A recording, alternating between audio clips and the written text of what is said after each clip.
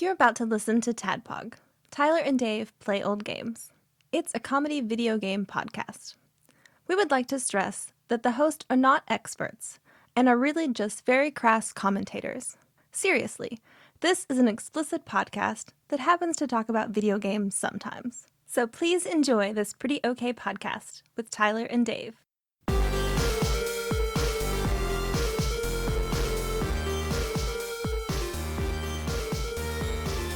Hello, Internet. Hello. And welcome to another TADPOG podcast. It's Tyler and Dave, and play old games. We're back on our bullshit with Super Nintendo. Welcome to the show. Yeah, we're back doing the thing the show's about that we kind of hate doing sometimes. I don't know. It's been good recently. I said sometimes. Yeah. Adding the movies has helped. Yeah. Sometimes. Yeah. I'm not trying to change your opinion. I'm just saying, for me right now, it's good. Yeah. Yeah. No, it's fine. Yeah. It's just sometimes I'm with you, Dave. terribly fond of it. Of the subject yeah, matter. I love sure, coming here and talking to absolutely. you guys. And sometimes just riffing on bullshit games helps. Mm-hmm. Just in general, it's helps. a structure. Yeah. A loose structure. Yes. So today we'll be talking about the movie and the games, Toys. starring Robin Williams. Yeah. Uh-huh. Yeah. Yeah. Before we get to all that, what you guys been up to? Oh, boy. Yeah, Ian, you went straight like Tommy Boy, like Just trying to make sure. Oh, my hair. Yeah. Sorry. It's been it's another cool. It's anime hair now. Yeah, it Ian is. San. Ian San. That's a character in that game you were. What was that? Genshin Impact. Oh, yeah. There's a character Ian-san? named Ian San. That's funny. Yeah. Is that your main? Yes. Have you been playing? Have you played? No, I actually just happened to see it Was it out an there ad? in the wild. I think it was a wild in an ad in the wild. Yes, and yeah, it came up Ian San. Oh, That's some fucking targeted advertising right there. Yes, it is. They're watching like Lowe's. Lowe's knows. Got a lot of good feedback on the commercial that I used for the transition last was week. great. People were fun. I'm a fan having as well. fun with that. So this week, it's been a week. I'll go through what I've been watching. I finished Fargo yesterday. All 4 seasons in the can. Big recommend on that series. As I've said before, 4 stars. Was insane. Says check it out. I was going to go over to Disney Plus and start watching Echo. There's a new show called Echo, and I think it's like Daredevil adjacent because Kingpin is in it, and they've got the guy that played him in the Netflix Daredevil. Vincent D'Onofrio is playing Kingpin again, and he's in it, so I think that's what it is, but I don't know. We're getting to the part in Marvel's universe where I kind of checked out when I was a kid in the comics and cartoons and things, and so I don't know a lot about that. But it's like the first thing to come on Disney Plus that's TVMA for mature audiences only, and they actually tell you if you want to watch it, you have to turn off your setting that prevents MA stuff from happening. So Disney titties. yeah, get them Disney tits, Disney. a Disney dick, Jack's neat. dick. My dick. Well, that bodes well, though. I haven't watched it. I'm going to. But that bodes well for Deadpool. Hopefully, that paves the way sort of for a par for the course Deadpool that's not been toned down too much. So Not your granddaddy's Disney. Not your granddaddy's Disney. Or it could be your granddaddy's Disney Probably eventually, is. depending on when you're listening to this. And then, so instead, though, Hulu has another show. It's only got 1 season. I don't know how recent it is. It's called The Old Man. It's got Jeff Bridges, John Lithgow. I've only gotten like halfway through the first episode. But so far, I've already started to really enjoy it. It's about a dude who is apparently caught up into some heavy-duty shit in his past because in the first half of the first episode, at one point, he's laying in bed and someone comes into his house, tries to assassinate him, and he kills them and then goes on the run. Gotcha. So I don't know anything about it yet, but so far, I've really enjoyed it. Watched a couple of really good movies this week. I'm going to find the notes for that now. Oh, the first movie I watched is called Brawl in Cell Block 99. And it is about a drug mule who goes to prison after a pickup goes bad, and he's forced to make a very difficult decision. And chaos ensues, ... That's my boilerplate. I don't want to tell you anything more. Vince Vaughn is in this one. Jennifer Carpenter, who played Deb in Dexter. Oh, okay. The sister, and Don Johnson. You might Don remember Johnson? Don Johnson from Miami Vice or Knives Out. So yeah, he's in it. I forgot about him in that. He's come into a lot of things that I've seen in the last couple of years. Really glad to see him, and he's really still. I think he's aged well. Don It's the Don Jonassance. It really is. We're right in the middle of it. TM. You gotta love it. I'll register the domain. It's fine. Don Jonassance, pisstasters.com or donjonassance.com to go to Patreon. I gotta donate stop money. registering domains. It's fucking killing me. Just let them expire, though. Just let me know when they expire, Uh-huh. and we'll just stop saying them. Okay. Yeah, we don't renew any of these I'll put unless they're I'll like. put up a whiteboard and we'll erase them whenever they're gone. Yeah, we can say these are the domains we once had. 4 stars on Brawl in Cell Block 99. It was surprisingly good.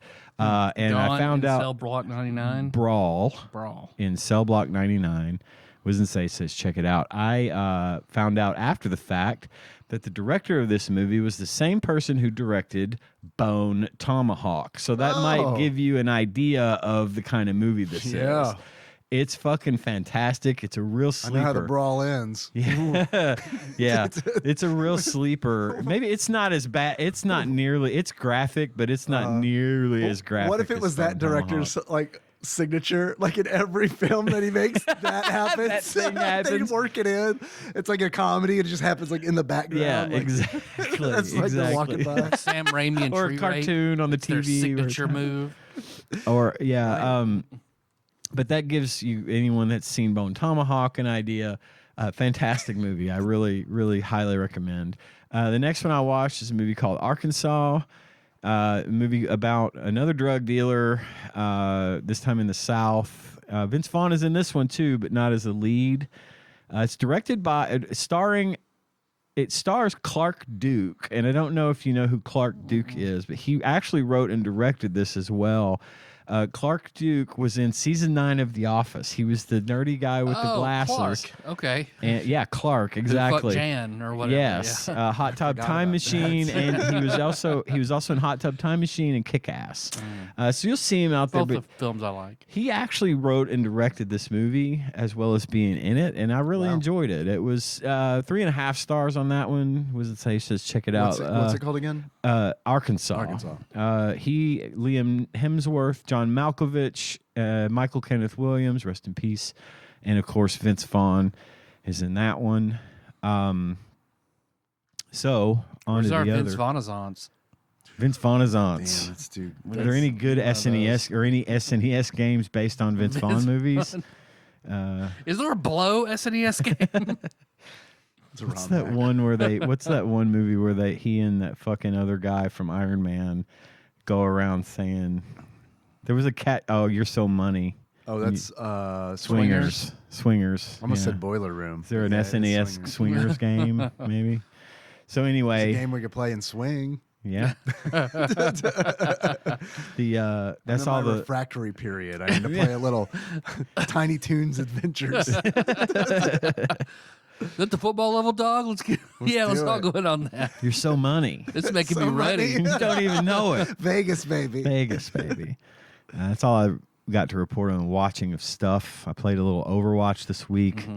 Almost making it to the end of my battle pass. I found some really interesting settings. I play on console, and it's gotten to the point where I just prefer playing it on console. And I found some interesting settings from some like high-ranked console players. They've really I put in and dialed in the game and have really managed to get some big improvements in my gameplay and my aim and things of that nature. So that's good. So I'm really gearing up for season 9 of Overwatch. There's a complete a revamp of Overwatch coming next week. Well, actually, as of the airing of this episode, it's already happened. It's already happened. But it happens the day before Valentine's Day is when this is happening. They're revamping comp. They're changing a lot of really core fundamental things about the actual game. And nerf Genji finally. They're not going to nerf Genji. I don't know what I'm talking about. I don't think they need to nerf him, right? They don't need to. Because, you're either good with Genji or you're not. Right, and I'm not. And I was so bummed about Genji's that. Genji's tough. Because, he's cool as hell, but... He is cool as hell, but he's tough to play. I've gotten a little better with him because I do play Mystery Heroes, so I will occasionally get Genji, and I've gotten to the point where I can hold my own with him. I definitely am nowhere near... I'm like good adjacent with Genji, but... That's going to be a lot of fun. I'm excited to see the changes. And Tyler, they're doing the theme for the next season. I was going to bring up to you because I thought you would enjoy it. It's Eldritch themed, so there's going to be a lot. Like Torbjorn has a Call of Cthulhu kind of skin, and cool. They're going to do up all the characters in that. And then we found out, John and I was watching this yesterday, and they did the announcement for season 9 in Overwatch yesterday, and it was like this big event on YouTube where they just basically did a countdown to the trailer for the new season. So the trailer runs through and it's real quick. It's like comp changes, yay, Eldritch themed. It's real quick unless you're looking for something specific, which I was. In which case I was like, oh my God, how long is this trailer? I heard there's a thing in it and I want to know about it. So I got to the end. Yeah, it went fast for me, but I could understand not being an Overwatch I was like, I don't know what that is. I don't know what that is. I don't know what that is. And I mentioned this on the Discord, but all the way at the end of the trailer, it's almost like a stinger. The show's Route 66 map, which is kind of like a diner in an Old West kind of theme. And then in the background, you start to hear some music playing, and then they come in on a jukebox, which is in the diner, and they play the ba-dum-ba-dum-ba-dum-ba from Cowboy Bebop. So they're implying that there is going to be a Cowboy Bebop crossover in Overwatch, which is really cool. It's insane. I love that they're doing. They did this with One Punch Man. It was pretty sweet. I'm hoping that they go a little bit farther with this one. I actually had a really nice chat in the Discord, bit.ly/TADPOG Discord. TasteThePiss.com. Sorry. With a bunch of people, we were kind of riffing on who would be good in what character role, and lots of good options. There's a long thread on Reddit about it as well. My only pretty much 99% sure pick is that Widowmaker is going to be Faye. Outside of that, I don't know. It could go anywhere. But anyway, so I thought that was really cool. Junkrat is Ed's dad. Teddy Bomber. Teddy Bomber would be a Junkrat. Yeah, perfect. That's perfect. I want Teddy Bomber. I want Andy. See, and I've mentioned this in the Discord. I don't think for the One Punch Man, they only did 4 people for the characters. Probably not deep cuts. And they're not. Well, the Terrible Tornado. Kiriko is the Terrible Tornado, and I would say, from a general One Punch Man lore, like if you've just seen a couple of episodes, you might not know who Terrible Tornado is. But again, I will say on the record that Soldier 76's Moomin Rider was peak casting. They did a good job there. But I'm hoping that they do more than just 4 skins. But, there's 4 main characters in that game, and they're probably just going to skin someone with those costumes. So I doubt we're going to get... Ina's Wrecking Ball is like such an easy... Well, just like, make the ear triangles and we're done. Yeah, exactly. So, I mean, and his Wrecking Ball being the Bebop. Uh-huh. I suggested Diva as Spike and her mecha being decorated like the Bebop. Some people suggested that it would probably be Diva would probably be Faye, and that it would be Faye's like ship that they use. So Who I has don't a know. giant sword? Huh? Who has a giant sword? Who has a giant sword? What Overwatch character Nobody. could just be vicious? Yeah, Genji's the only. Genji's sword the user. only sword user, but and I was mentioning this as well. They tip for an event like this, if they don't do everyone, they won't reuse someone they just did in a previous crossover or event. That makes So sense. Genji was in the One Punch Man. It was Genji, Soldier 76. Doomfist was actually Saitama, and Kiriko was Terrible Tornado. But anyway, I'm looking forward to that event. I'll be talking about that a lot. I don't think the crossover will probably happen until probably midway through season 9. They usually do that kind of thing about midway through the season to get everybody to come back in. Yeah. So I will update on that. I'll either be really happy or really frustrated with Overwatch as of this time next week. So we'll see.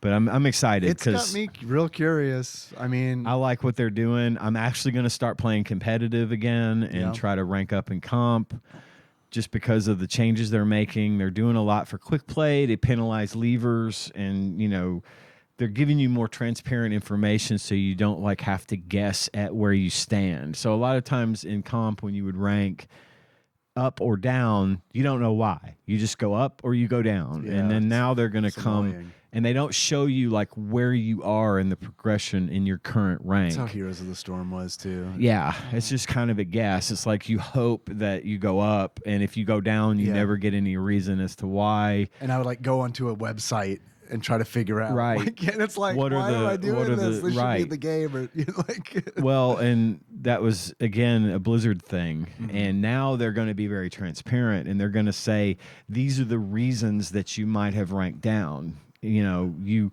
your team was favored to win, but you lost, so you lost some cred there. But you in particular were favored to win, and you won. You sucked in particular, Yeah. so you got nothing. So Good there's day, sir. they're gonna add that kind of thing to it, which I think is really good. I think that's a really cool idea. Yeah, I love that. All the characters now, not just support, are going to get a very mild passive heal. Nothing game breaking.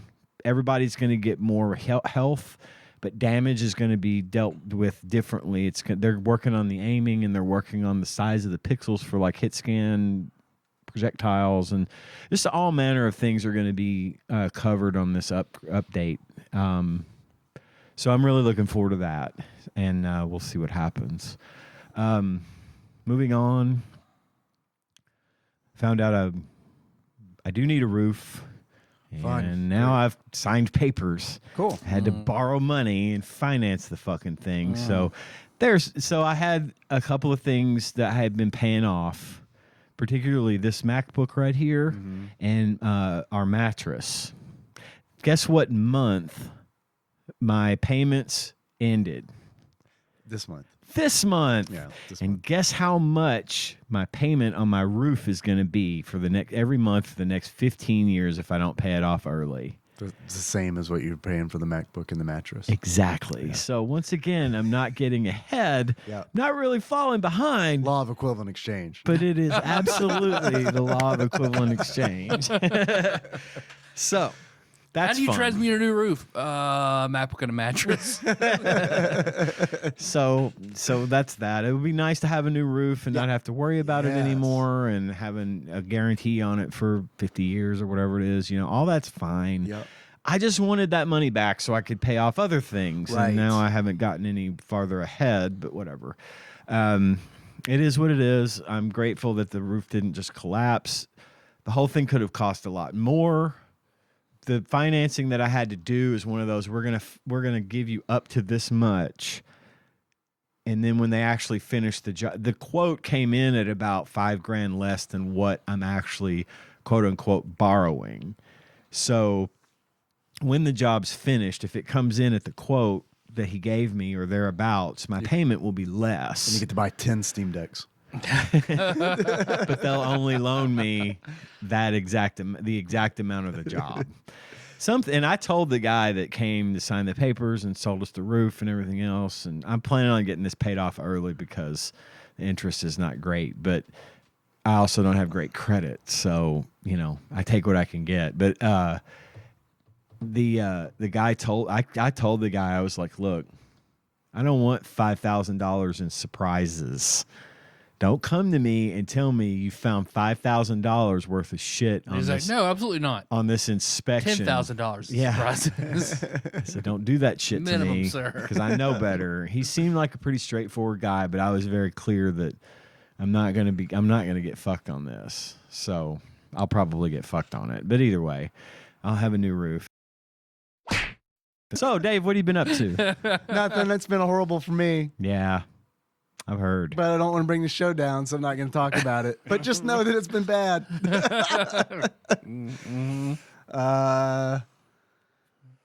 Watched toys. I did that. Hell yeah. Hell yeah. I played some Final Fantasy 14. That's nice. Got Fisher from 0 to Cap over the weekend. That was fun. Ocean fishing in that game. Do you fish up like Krakens like in Ultima when you get fishing up that high in this? Or is you don't. You did that in Final Fantasy 11 as well. Yeah, you did on the boat. Yeah. What was it called? The Sea Monk? Mm-hmm. Was that it? It was a Sea Monk? Sea Monk. The giant Kraken comes up and... Or the NM version sometimes, too, that would really fuck your shit up. But that's like, there's a version of that in Final Fantasy 14 called Ocean Fishing, and that's pretty much all I did. It's super fun. There's a boat you can catch once every 2 hours. And you get, like a charter boat. You just get out, they take you out. You don't have to sail your own vessel. Yeah, exactly. Oh. And then you go out there. Spoiled ass kids. That's right. with your chartered vessels. And in my day, I had to buy a boat. I had to steal a deed from a man and bring it up to the ocean real quick. And a fishing rod. Excuse me, you steal the key, not the deed. Steal a key, sorry. Thank you. Please, Tyler. Thank you. We're a respectable podcast. I cry your pardon. Do you ken it? It's a key. Do you ken it? Lord help me and the man Jesus. I thought you were Trig. I'm pert. Just a pert cully. Not a Trig. Three cove. listeners are very amused. And us. And us. That's all I care Most about right importantly. now. Yeah. Well, it's their problem, isn't it? The not knowers. Those who have forgotten the face of the yeah, the ocean fishing's fun. No, you don't fish up sea monks, which is kind of a good thing because it kind of sucked to die at sea. Yeah, no, I can relate to that. As a dead carcass whenever the boat lands. Yeah, Right. I can absolutely you have to wait for it to land. Because coming from a GM Fisher, a 120 GM Fisher, Damn, nice. fighting Krakens. You better get ready because they will fuck with you. And dying at sea sucks because I can't remember if the boat could respond to your directions. Yeah. Well, you had to macro that in because how the game wants you to control a boat is go South, Yeah. west. Type the direction in. Ooh. Boats like I don't understand. Ooh, I don't have spirit speak. Right. But yeah, it's cool. It's fun. I got into it because that Hunt for Genesis Moogle Tomes event that's going on. The big thing was you get like 50 tomes if you get a score of 8,000 on ocean fishing, and it's like, oh, okay, sure, let's try fishing. And regular fishing, not ocean fishing, is fine. It's all right. You fish up treasure maps and stuff. And I've done it here and there because now I'm also working on like a culinarian, and it's like, well, I can fucking like fish. I can fish. That's why I made Super Bank in 11. I'm not gonna make a lot of money doing it, I don't think. But I'm trying to get. This is gonna get really fucking like in the weeds for people who don't play.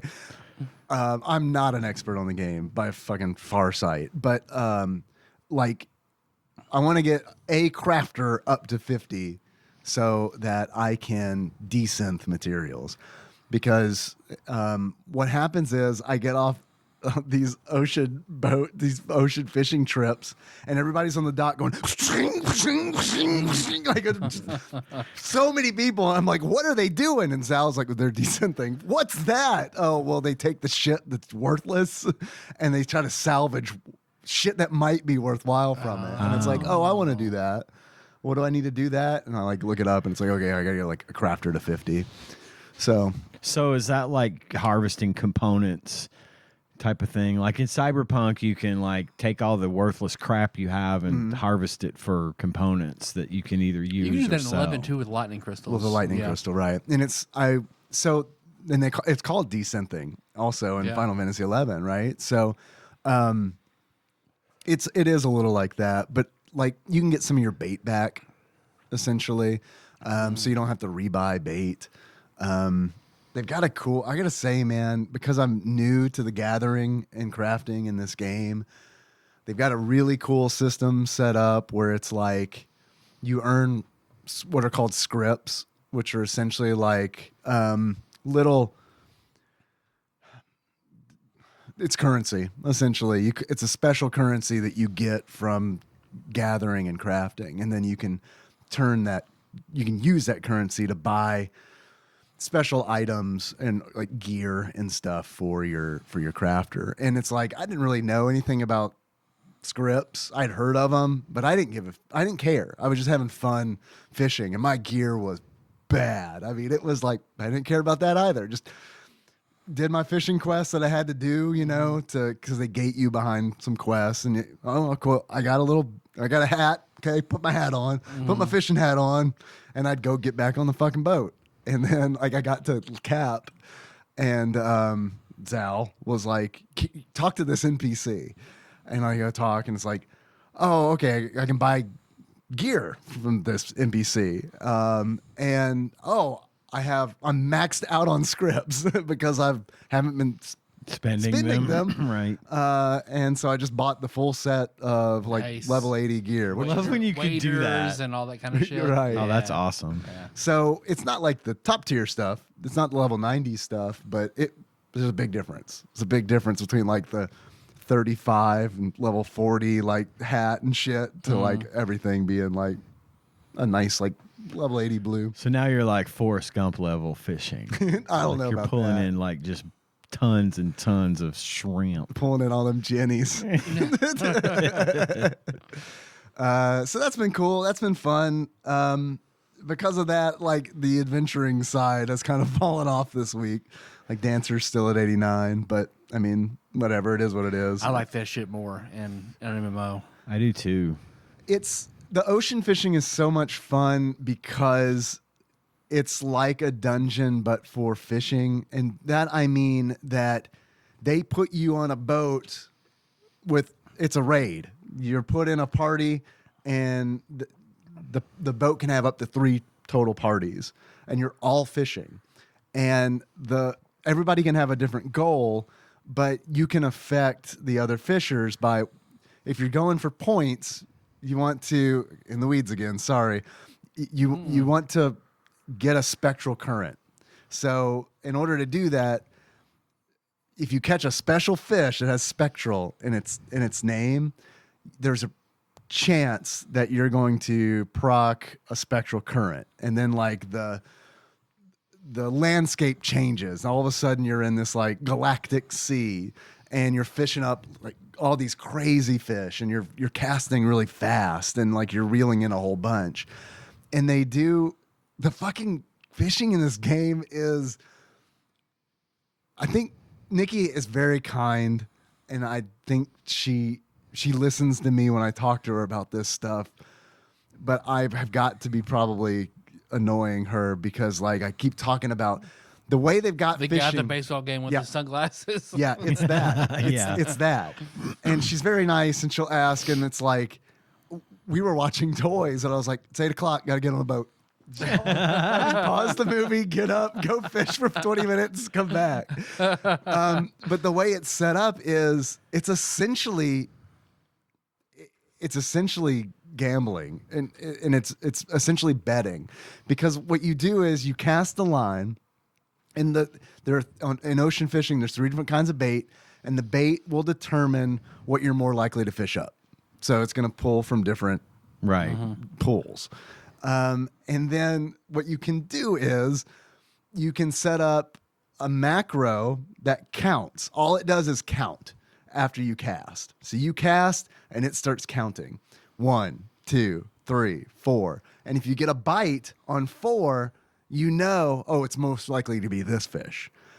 And the reason that's important is because you have abilities that allow you to like hook up multiple fish. So it's like if it's a shrimp that you want and you're like, okay, the fish bit on 4, good chance it's a shrimp.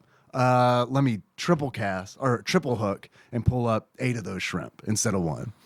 So it's kind of one of those things where that's what's intriguing to me about it is it feels like on every cast you're kind of, it's not just a slot machine where it's like, what kind of fish am I going to pull up? Which is exciting too, but you can also kind of like bet against the cast or with it, you know, like I like that. It's cool. It's engaging. No, better than Control X, Moat Carp. All right, Insect Ball. It Control depends. X, Moat Carp. It depends on what you're looking for. Yeah. I mean, I liked that just fine in Final Fantasy 11. But yeah, it's not as engaging. I imagine people, I don't know, man. I don't know how people bot fishing in this game, if they even do, because it's like, I'm sure they probably could. It's really interactive, so you But gotta. yeah, I think if you were to bot it, your yield is going, they've designed it in a way where it feels like the yield is going to be much lesser than if you're actively doing it. So it's cool. I like it. That's cool. It's great. And then I finished Wolves of the Kala Yeah. finally, Yes. and started on Song of Susanna, which I think you guys might have mentioned this, but I forgot. That is a short book.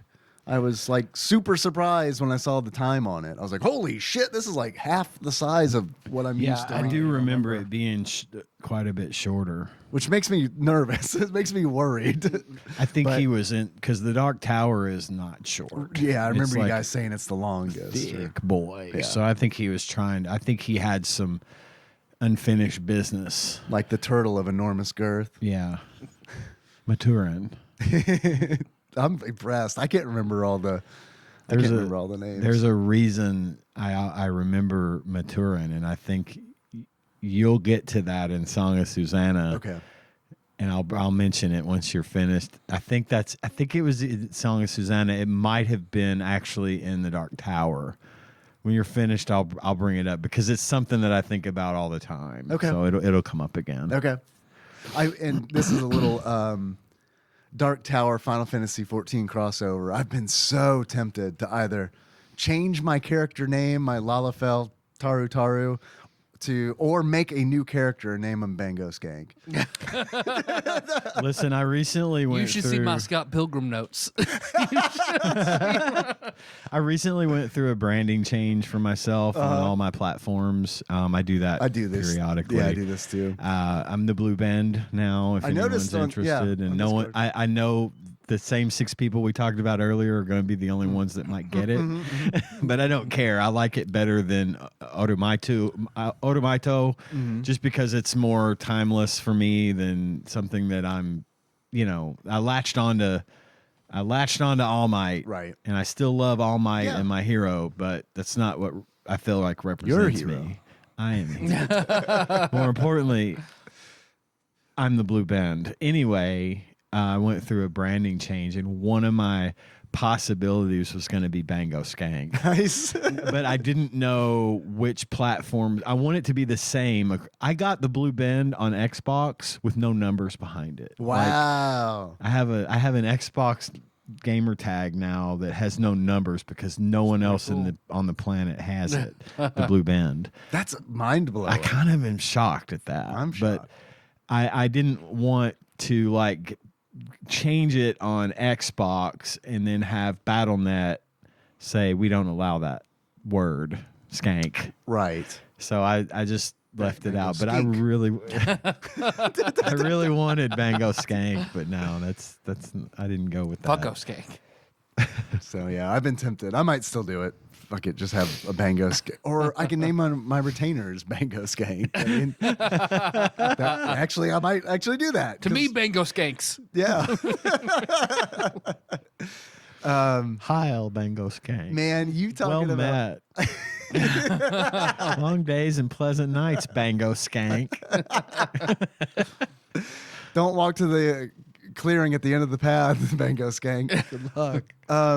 You talking about doing like a name branding change like across the board reminded me like, dude, Discord won't get off my fucking back about changing my username, or I guess like registering it or whatever. I don't know what they want me to do. Yeah. But it's like every time I'm like, remind me later. Nope. And the reason is because I can't get Graveyard Duck without fucking numbers and shit behind it. It's like, no, man, if I can't have it, I'm not playing your fucking game. I hear you. I know a day will come when they're like, if you want to be on this platform, you need to do You this. have or to do this, yeah. we've done it for you. It's probably more likely. Yeah, that's probably what it's going to be. I think that's what BattleNet did. Is that right? They like changed everyone, or it was I can't remember if it was BattleNet or Microsoft or both. But Microsoft changed their username format, and it was like you can have any username you want, but it's going to have a zip code behind it, like. And I never liked that. Nope. But I got used to it because that's kind of the way it is everywhere. But then when I picked Blue Bend and it said your gamer tag will be changed to the Blue Bend, no number. So I was like, gimme. Confirm. Confirm. Man. It's like buying a domain. You know? Yeah. Going and wanting a domain and it being available. There, and it's like, now I got to buy Piss Tasters. Exactly. Yes. Hey, man, you talking about Microsoft on the Xbox, that made me think of I have not changed my profile pic since I set it on the Xbox 360. And because of that, it is just like so low res and like tiny and hilarious to me that I'll never. It's just a tiny pixelated earthworm Jim face. I'm never gonna change it. You shouldn't, but I know the one you speak of. I've seen it. Just confirming my boomer status online every day. I was gonna say I'm still kind of in a funk about Barry, so I haven't want to start a new TV show. Although I did enjoy 90% of the last episode. Sally's probably my new most hated character, dude, in all of fiction. Same. Sally's so bad. She's bad, and she starts off like almost as the one that you want to see succeed, and then has what's the opposite of redemption? Damnation, I guess. I don't know. Yeah. I haven't really played. I streamed T Edition a few more times. It only gets more fun. Cool. I got my ass beat it several different times. Some things are different. Like now on the Floating Continent, you beat Atma Weapon. Beat my ass the first time, so I went old school and rasped it to death. That was pretty easy. And then you fight Kefka. If you beat him, that's how you get the experience egg. In what form do you fight Kefka? He looks like he did on the snowfield, but he's green. Okay. And I feel like if I had kept trying, I probably could have beaten him, but I was like, I didn't save it for that moment. I don't want to do that again. Yeah. Think about it. But the whole Floating Continent scenario was weird because, I beat Atma, lost to Kefka thinking, oh, shit. And then Gestal goes, enough Kefka. And then you just keep going with the game. So I was like, oh, that's an option. I wonder what would have happened if I'd beaten him. Well, that's how you get the experience egg, if you beat him. And then, of course, the whole shit happens, and I'm running toward the edge, not realizing, first time ever, I ran out of time. Like, I'm fighting Narapa. the Rappa. I run Narapa. Narapa the Rappa. I ran out of time when I was fighting him, and I was like, shit, I got to do this. I haven't saved that for Atma, so I have to do Atma, I have to do Kefka, and then counter went to 0, and then Shadow just jumps in. He's like, okay, thanks for waiting for me. And that's it. And I was like, is that how it is in the normal game? That's what I was Is doing. that what happens? I was waiting for you. Yeah, no. The devil wasn't holding me up. Come on, let's go. So, I mean, it makes me want to go back and look at, like, a vanilla playthrough. Is that happens if you're at a time when you're fighting the boss? Do you I doubt it. I was like, that was weird. So, like, I feel like I failed everything on the bloody got it and just got away with it. To me, it sounds like they knew that was very difficult. Yeah, because it was. And that a lot of people were going to not make it. You know what I mean? Yeah. I don't know. And they have to do everything all over again. Sid only takes like 3 fast fish, and there he goes. So that was nice. Instead of having to spend half an hour catching good fish and then shitty fish when you're out of options and then trying to do all that. But now in the World of Ruin is supposedly where it really opens up and all the extra content and all that, and that makes sense. Yeah. So I just now, when I went to get the experience egg in Daryl's tomb, hardest fight I've done so far. It was monster and chest instead of experience egg. So I was like, okay, I don't know what the fuck's going on with this. I'm out. But I've got the airship. So now I'm excited once I have time to stream it again and see where else I can go and do all of it. It's really fun. Other than that, that's it. You know, a lot of busy stuff at work. Still trying to work through a lot of issues. But it's all right. I got a raise, so I'm good. Hell yeah. So I'll deal with it. Glad to hear that. Yeah, that's awesome. But you guys want to try some chips and do a draft? Sure. Let's do it. So I happened to be at Food Giant, and there was a big stand of Japanese snacks at our local Food Giant. And I was like, All right. okay. All right. So I bought 3. That didn't sound disgusting. Takoyaki. Got some octopus. So yeah, takoyaki balls, honey butter potato chips, and Some sweet potatoes.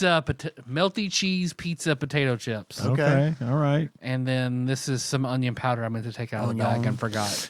No, I want that. You just Come store on. some I onion wanna put powder. No, some- you can't just pull out onion powder and not expect us to want it. What you guys want to try first? Tease? What is a Tokiyaki ball? We'll taste that one first. Maybe if we don't like it, the other two can get Is stuff it out of our is mouth. it squid flavored? Octopus. Yep. Octopus flavored? So it's bits in Japan. I know it's bits of octopus in this special like brown donut, almost like a. Okay. I'm not gonna eat that. Okay. No offense. I don't have a strong stomach for that kind of thing. I did find buffalo flavored Cheetos at Walmart last week. Wow. That They're- sounds they're- like something that should have been around before now. It does, doesn't it? It's real good. They're real good. Did you pass those to Dave? I will. Thank you, sir. Because I've always wanted to try this is nowhere near it, but like authentic takoyaki. Yeah, me too. Calbee brand. Ah, yes. Calbee. Let your taste buds take a trip through the street food stalls in Japan with our takoyaki ball. Each bite has the same savory flavor as takoyaki, but with an airy, light, crispy texture. And then there's like an Olive Garden boat full of meatballs. I don't know what that I is. love the squid on the octopus on the front with the sushi chef headband. Y'all. Yes. All right, takoyaki balls.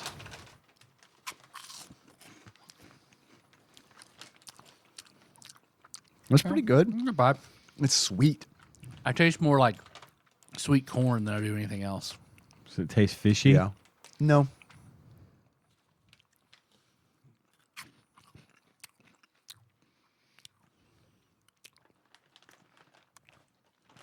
It's okay. How about some pizza potato chips? It's almost like cereal. I don't. It is, It's but sweet. it's got a weird aftertaste though. I don't care for the aftertaste, but that wasn't too bad. That's the yaki.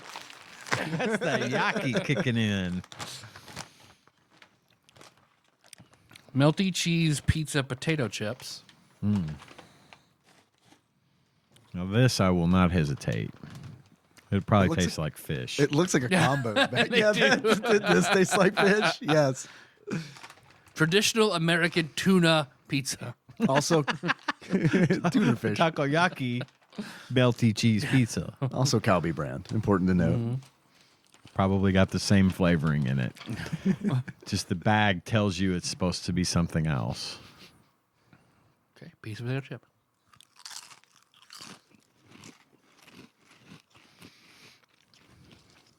No, it's good. I like that. Tomatoey. It is. It's real good. It's got a flavor similar to something I used to have when I was a kid, and I can't remember. It was pizza flavored something. You know but those like pizzerios, whatever, like a white bag that had the Italian stuff on it? Yes, that's the one. used to eat those all the time, Thank you. yeah. God, those were good. And they always put so much flavor on those. Those chips were like orange, like dark orange with powder. Honey butter potato chip. Also a Calbee joint.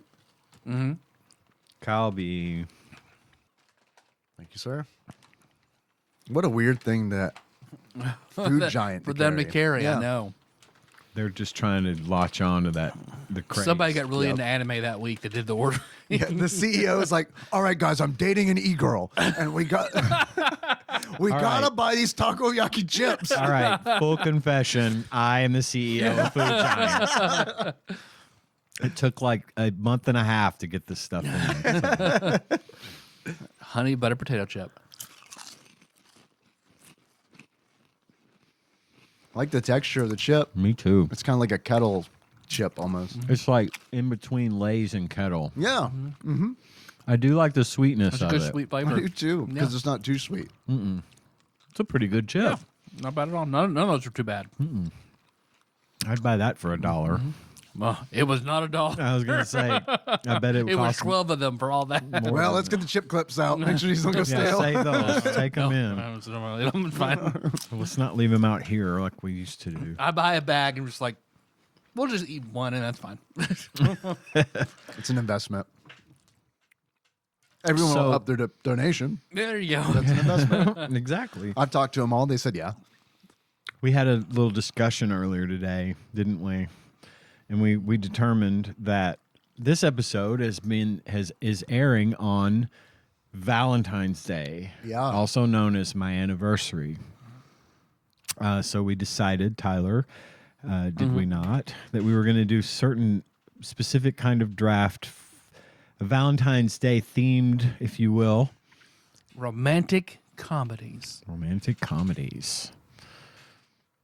Open for interpretation, I hope. All right. Dave, 1 through 4. 1. Ian, 4. 3. I didn't even say a number. So I'm It's rolling probably gonna be again. 3 though, right? And I'll say 3. 2. This is rigged, All I right, tell one more. you. I'm going home. 3. Tyler. Tyler, Dave, me. All right. My number 1 favorite romantic comedy of all time is The Holiday. The Holiday. Who's in that one? I've probably seen all of these, but I don't remember the Jack titles. Black, Cameron Diaz, Yes. Jude Law. So wait, Jack Black and Cameron Diaz were in that, and they were also in another romantic comedy together. Were they? I gotta find the name of it. Go ahead. But yeah, The Holiday. Shit. Dave. My number 1 draft pick is Shaun of the Dead. Love it. That is not only my favorite rom-com. That's like a top 10 movie for me. I'm sorry that did, Very good pick. I'm sorry I did not get that on my list because that's a very, very good pick. Best number 1 Super China buffet on my list. Gross Point Blank. Okay. Never seen that. It's been a long time since I've seen it. I need to rewatch it because It is in my top. It's in my top 5 favorite movies Yeah. of all time. Highly 5 stars. Wiz and Sage says, check it out. You got to watch Gross Point Blank at some point in your life. John Cusack, A Robot's Brother. the girl. I can't remember her name now. All of a sudden, Jeremy Piven, Dan Aykroyd, the guy that does Apu's voice on The Simpsons. Hank. Is Hank Azaria? Hank Azaria. Hank Azaria is in it. Yes, it's a fucking great. Joan Cusack is in it in one of her. Speaking of toys, Joan Cusack is in this as one of my favorite characters she's ever played. But she's in the movie for maybe 5 minutes at the most. It just goes on and on. She sings in the bathroom because the acoustics are great in there. Not in this one. Oh shit! No. But I do absolutely 100%. It's homework, people. Watch Grosse Point Blank at some point. You'll love it. Or you won't. I don't care, but I love it. My number 2 will be the movie my high school girlfriend's dad, when he asked me, what do you want for Christmas? I said, this movie. So he instead bought me Tomb Raider. Debbie Does Dallas. Oh, Tomb Raider. Titanic? The Family Man. Starring that's Nicolas right. Cage and Téa Leone. That is a good Fucking movie. loved, and that still made an impact on me. How big they went for each other's anniversaries. And I always remember that. It was just like, okay, when I get married, that is absolutely what I'm going to do, and that is still what I do from the influence of The Family Man. It's a great movie. I did very much enjoy it. There's too many cutaways for me. I don't really.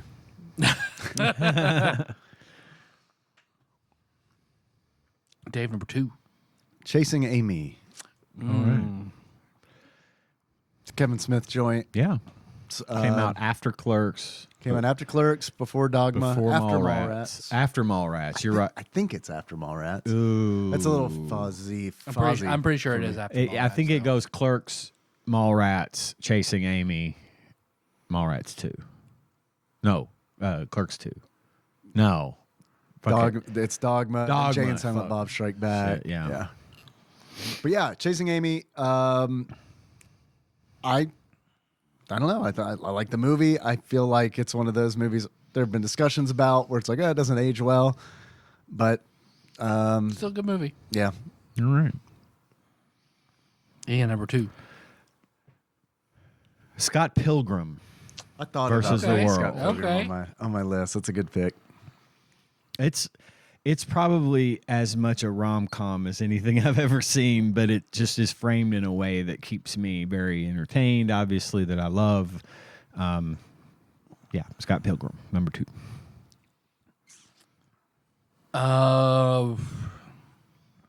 My number 3, I've only seen bits and pieces of it. Pretty Woman. Oh, pretty woman. Just going for points on the board with that one. Hey, it's got Jason Alexander. Can't go wrong. Yeah, Got hair? That's true. Yeah, that was back in his McDLT days. Yep, you're right. And, one of the most personable and outgoing, approachable actresses in the industry, Julia Roberts. We all know how Tinkerbell? we all know how much she loves, Well, I remember being genuine. asking about that movie, like people being so crazy about it. I don't remember who I was talking to about it. They're like, yeah, prostitute heart of gold, they don't kiss, and he saves her. I was like, oh, does he like hire her but then not fuck her? They're like, oh no, he fucks her. That's the rom part. She has the heart of gold. Were you not listening? He's just a dude who likes to fuck. He's got a heart of gold. He's got the Midas touch. Having a bunch of money doesn't hurt. Yeah, really. Yeah. She has a heart of gold and also likes this dude's lots of fucking shit tons of money, man. Money doesn't hurt. I'm not gonna lie. Dave, number 3. Knocked Up. Knocked Up is Knocked a very Up. good one. Little Judd Apatow Yes. film. Ian, Tree. The Princess Bride. Yeah, that's a good one. Classic. Yep. I need to rewatch that. It's been a long time since I have watched it. I just actually watched it the other day. It happened to be on, and we left it there. And I love it. I love that movie. The dialogue alone is worth it, but the it's one of those stories. Also featuring Robin Wright, who is in Toys. Yeah. Buttercup. I did not recognize Buttercup at all. is in toys. So, yeah. God, man. I'm making a Jesus lot of Christ, you're crossovers right. here unintentionally. Yeah. So, yeah, Princess Bride. Quite a bit younger than Rob Williams in that movie. Quite a bit younger. Yeah. Yeah. Yeah. And his dad set her up with him through employment, through his company. Yeah, it was through his company. Hand selected. She even says hand selected. Yep. Not weird. Nope. Wait, there's weird stuff in that movie? You're right. We should talk about that sometime. We should. The movie Toys. I agree. How about later tonight? It's not good for me. Okay. I'll points on the board again with one of Melissa's favorite movies, When Harry Met Sally. It's a great movie. Classic. It's a great movie. We watched it, I think last year we watched it. And it was the first time I had ever sat down and actually watched it all the way through. I enjoyed it. Very good movie. Yeah, it's a good pick. movie. Good pick. I'll have what she's having. Yes. David Defoe. Punch Drunk Love. I don't think I've seen that one. It's interesting. I have. Oh wait, is that the Adam Sandler movie? Mm-hmm. Yes, I have seen it. Yeah. Yeah. It's an interesting kind of like take on it, and it's really interesting to see. It's a good role for Adam Sandler because it's one of those movies where he is kind of pretty much playing one of his characters that he plays in movies, Right. But it's all like done through like the lens of more so reality than in like say Adam Sandler, Yeah. Billy Madison or Happy Gilmore type. Yeah, so it's kind of interesting to see like that same kind of like rage man, but kind of in Like a real life interpretation. not of, a super of lovable way. Yeah, gotcha. Ian, number 4. I'm going to be able to go to 10 on this one if you guys want. I've got I'm not in I have my list in no particular order. I'm just picking from my list. Groundhog Day Yeah. Oh. is my number 4. Just watched that the other day on Groundhog Day. That's a good day to watch it. Yeah, they run it on a like AMC. Oh, really? From midnight to They do a midnight. marathon? They do Cool. a marathon of it. So you're guaranteed. And it's funny because you can watch it anytime, but it's also because you're doing the same thing over and over if you just leave it on that channel. That's how they get you. That's how they get you. And now suddenly I'm buying Buffalo Cheetos, and I don't know why. Number 5. I'll say Happy Gilmore then. Okay. That's a good one. That's a good pick. A good love story. Because it was my suggestion, and I'm struggling with it. Oh, well, we don't have to go to 10 if you don't want to. I'll just do honorable mentions. I've got them. Dave, you're up. Another Adam Sandler joint, one that Nikki and I have watched a whole hell of a lot. I don't know. We liked it. Other than that, I don't know why we watched it so much. Maybe we had it on VHS or something. But The Wedding Singer. Dude, that is a great fucking movie. For the music alone, that movie is great. Yeah, it's speaking of Don Johnson, Miami Vice, the boyfriend that dresses like Miami Vice, drives a literal DeLorean. Takes the Don Johnson a little bit too far. He does. He's celebrated about 20 years early, too. Right? Yeah, but man, that movie, we've watched that one, like back in college, we watched that one so many times. We did, too. That's a great pick. Times. Ian, number 5. My number 5 is also an Adam Sandler movie. A lot of rom-coms from Adam. Is it also with Drew Barrymore? It is. 50 First Dates. Yeah, fucking love that movie. I have seen it. I liked it too. That one I like actually still to this day gets me a little choky at the end. I get a little The verklempt. video and stuff. Yeah, because I love how happy it is. That is a very happy ending to a pretty funny movie. Yeah. And of course, Adam Sandler and Drew Barrymore play so well off of each other. It's They really, really good I don't think they pairing. would be a good couple, but they're a know. great acting Yeah. pair. They really know how to There's play chemistry. off one another. Yeah. Oh, Yeah, absolutely. yeah, yeah. And it's also like believable. Like it is believable it's to a certain believable. extent. It really is. So yeah, 50 First Dates is my number 5. We doing 10 or are we going to honorable mention? I don't if you're struggling, man. If you really want to, I'll do it. I've only got a few more. Sorry, Henry's just sending me request after request for apps. I'm like, what the fuck? And he knows better. He knows it's broken. I can't, like, when I tap on it, nothing happens. Sorry. Your call, brother. Well, we'll just do honorable mentions so we can talk plenty about Toys. I got 16 Candles and The Breakfast Club, two of my all-time I didn't even favorites. think about shit. Great romantic comedies. Clueless. Smoke up. Is a good one for me. Liked Love Actually. That's a good Christmas rom-com. I watch that every year. And then the one I was trying to think of with Jack Black and who did you say? Cameron Diaz. It's not Cameron Diaz. It's Gwyneth Paltrow. Shallow Hal. Shallow Hal. Yeah, Shallow Hal's good. Pretty good movie. Yeah. I never saw it. It's like neat. Shallow But I remember the commercial where Jason Alexander jumps in again. the pool. With a tail. Oh, Jason Alexander with the Once tan? again. Tail. Oh, a tail. Yeah. Shit. He's got a Like- little waggy tail. Like a Goku, like Like it's a nubbin. Jason. Oh, hear me out. Jason Alexander plays Goku in a Jack Black movie. So, like the other It's characters, Piccolo. It's making me angry. Elaine rips his tail off. I don't like this, and this is what I'm doing with it. Throws it out the window. Elaine is Yajirobe. No one else plays a Dragon Ball character. That's what's great about. That's what's great about the movie. Everyone else plays who they would normally play at Shallow Hal. It's just Jason Alexander plays Goku. Okay. All right, Any guys. honorable mentions from you, Dave? Bridesmaids. I don't know if that. would Oh, count. that's a good one.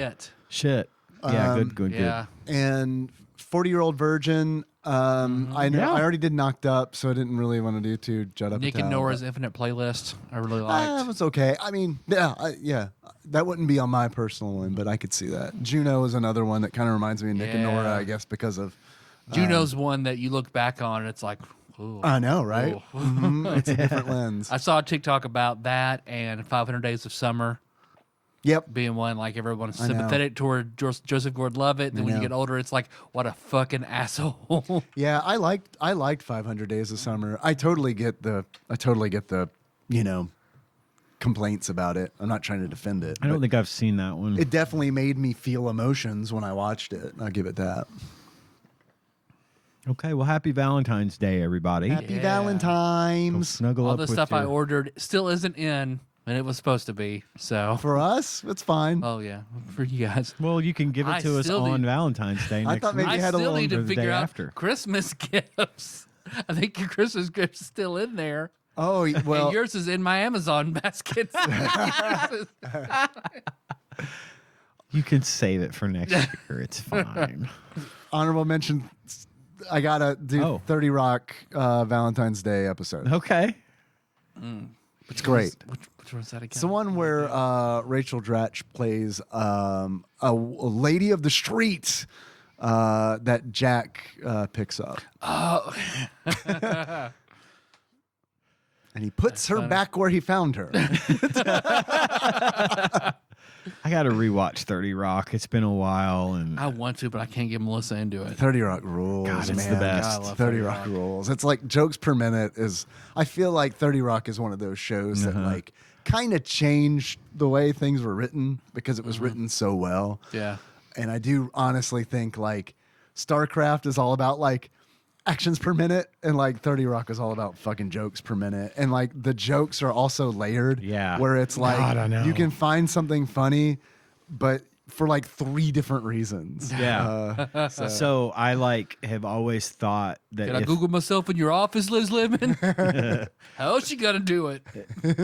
if I ever thought that I would meet a celebrity, I think I'd like to think that I would be, pretty chill about it.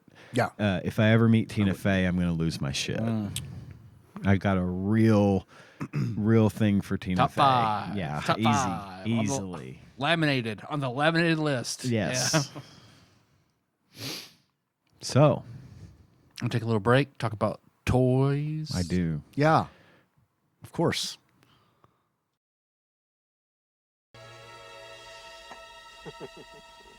You guessed wrong. You only think I guessed wrong. That's what's so funny. I switched glasses when your back was turned. Ha ha, you fool. You fell victim to one of the classic blunders. The most famous is never get involved in a land war in Asia, but only slightly less well known is this. Never go in against a Sicilian when death is on the line.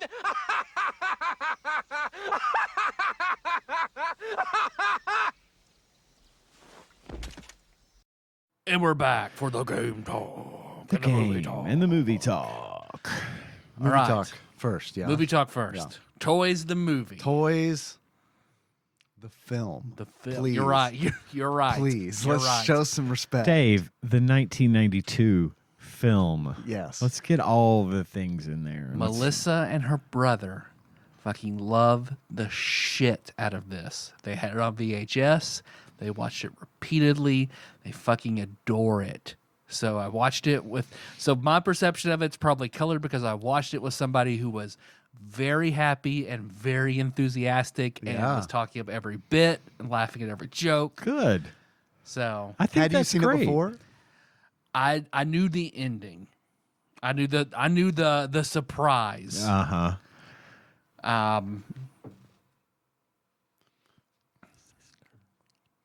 The sister. Oh. Oh, yeah. Yeah, that. Spoilers for 1992's film The Toys. Yeah. Joan Cusack's character is a robot the whole time. Massive spoilers for 1992 I film. am Kilroy.